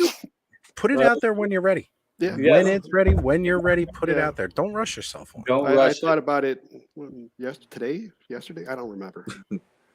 Hey, Oz and I were just talking about this before we launched into our conversation tonight. If it stops being fun, yes, if it starts feeling like a job and you're not enjoying it, then why? Then ask yourself, why are you doing it? That's what I tell everybody as well. We all have jobs already. Mm-hmm. Like why? So this type of thing, it's gotta be joyful. And when you're ready to add that to your roster, then we'll be there. And but don't pressure yourself just because. No, I'm not pressuring. This will come easier to me than doing like Snake Mountain After Dark or whatever. Cool. That Snake Mountain After Dark. I'm trying to be too perfectionist with it because I think everything I think about that it comes up in my mind like later on it's going to turn out to be stupid. That's why I haven't done it yet. Yeah, but this is something completely different. Cool. But you can also follow Toy Frenzy on Instagram and Twitter. I run those, or you can follow me on Twitter as well or Instagram. Follow it all. Or as everybody's been talking about on the news today, Threads. Yeah, I'm on Threads. So I don't know if I'm going to use it, but I grabbed it just so no one else can steal it from me. Cool. Awesome. Good call. Actually, maybe I should do that too. It's easy to set up. You just download it and it recognizes your Instagram and then it creates it for you basically. Meta version of Twitter, from what I understand. So yeah. I took something else for me not to figure out. Yeah, I created mine just so I could keep my image on there, the name and all that stuff, so no one else can take it. Oh yeah, and you've been posting those great pictures of your amazing Hellboy figures. I love those. Wow. Yeah, they're huge. That's amazing. I love them. I've been enjoying seeing that too, Bobby. Yeah. I like when I get to see more of your collection than just the Masters of the Universe stuff. Yeah. Because I know you've got a lot of interesting pieces. Skelly, I know you have a ton of interesting pieces. We all know what the Master stuff looks like because we all collect that. So we all know what that looks like. I like it when we get to see other parts of each other's collections. I think that's fantastic. Yeah. Shawn, I forgot to ask, when you guys have another Legends of Grayskull podcast launching? Don't know. I thought we were going to do Tuesday next week. Maybe, I don't know. The Dooch did leave me a voice message earlier. Maybe he'll actually go like, and then it's Tuesday, and I'm like, okay, fine, Tuesday. So yeah, I don't know. Should be soon, but yeah, I'll keep you guys posted on that one. Yeah. Can't wait for it, man. You guys have been blowing it out of the water. Yeah, I check every morning. I have like 5 podcasts that I listen to. I check, like, in Legends is always like right there. Is there a new episode yet? Oh, it's the same one as last. Okay. Sorry. Yeah. Soon. Yeah, good. But thank you. That episode 200.5. Yeah. Every episode is not 100 from here on out. That's all that I know. Not 100. 200.5. That's one of my. Oh, go ahead. You go. Okay. I was just gonna say, like, that's one of my favorite things is like kind of like waking up, having my coffee, and even though I don't always get to catch everybody live now because there's just so many people going live, and I'm trying to follow so many different people, I can't watch everybody all at once. I try my best to at least make an appearance, but for whatever I don't see, I always go back and watch it again, the replay. So like, if I miss stuff this night, the next morning I'm waking up, enjoying my coffee before I go to work. And when I say go to work, I mean sit right here at a computer and answer my phone. But I enjoy being able to listen to everybody's stuff. I mean, it's one of the best parts. So, well, one of the greatest things about our community is that I don't have to go searching. I used to have to go searching for new material. I mean, that's how I discovered Mega J. I'd be like Masters of the Universe or Toy Hunting or something, and now I just have the family to choose from, of people who are posting reviews, people who are posting toy hunts and all this cool stuff, and their builds. I mean, like Eric just said, like he's working on some new custom work, which is awesome. Like definitely. I mean, that's one of the great things about this community is that we don't have to search. And like Oz says, we can't watch everything, but we get around to what we can get around to. Mm-hmm. That actually reminds me that on the not this coming week, but the next week, I believe it's the 20th, Thursday night, the 20th, we are definitely doing. Folks, we're definitely doing another viewer showcase. So viewer showcase number 2. It's been a long time.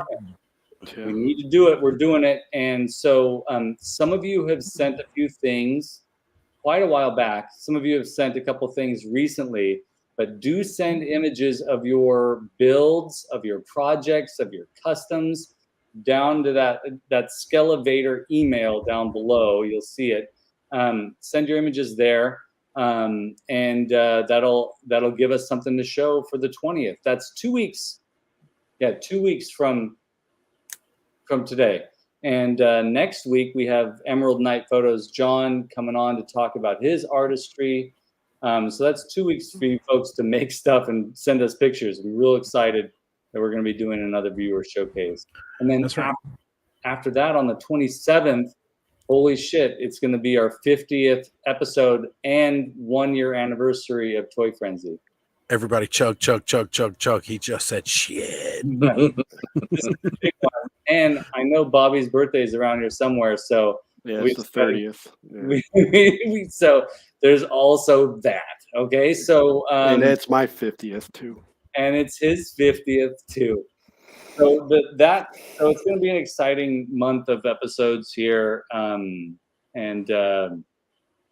that's cool on our youth. That's awesome. That's great. That's great. See, we're all connected. We're all one big. That's how it works.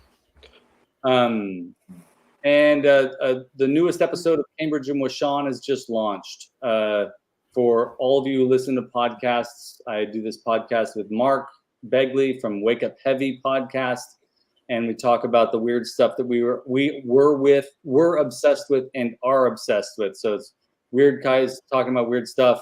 And the newest episode, we go enter some vintage, super vintage territory. So like really early. Anyways, I'll leave it there. Exciting stuff. and I don't know, like I don't know what else to say because I'm done with Snake Mountain, and now I'm in this like this weird liminal space between potential new projects and just enjoying not working on something, I guess, and missing it too at the same time. I'm in a weird headspace. Take a break and do something just for fun. Cleanse the palate. Yeah. John and Thanos, just so you know, finally got around to finishing your artwork. So as soon as I can get around to sending you, John, figuratively speaking, you got a little painting and a sticker coming your way. And Thanos, you got something coming too. And apologies on that. I really wanted to make sure I got Snake Mountain done, and just been with the living room and everything. No, I don't want to make excuses, but you know what it's like. Life gets crazy. It's life. Thanos says McDonald's build. Just saying. I am thinking of some things. So I've hinted at a few ideas that when the living room is done, I'm gonna see what we can do with that. He's turning the living room into McDonald's land. McDonald land, yeah. God, I would love to do that. God, wouldn't that be fun? I'd totally be trying to like go get some drive-through McDonald's and bring it back to your house to eat. My wife would be like, "I'm out of here. Sorry, dude. Pushed it too far. See you later." The moment you give her one of those cheeseburgers and she sits down and Mayor McCheese rolls out, she'd totally be stuck there forever. That's right. That's right. A McBuild. Yeah, I was just highlighting that. Yeah, I think, I've been toying with some ideas, and I have some materials left over from the previous build that I could easily use for something. I've got a really, I've hinted at it before. I've got an idea that I think will turn out pretty good if I do it. So, but I don't want to say anymore. That's it. Everybody, do the YouTube things. Click like and subscribe. Tell your friends about the Skelevator channel, about Legends of Grayskull podcast, Ostradamus Toys, Battle Ram blog, Vintage MOTU, all the stuff. Thank you all so much for being here. Everybody in the chat, you've been phenomenal as usual.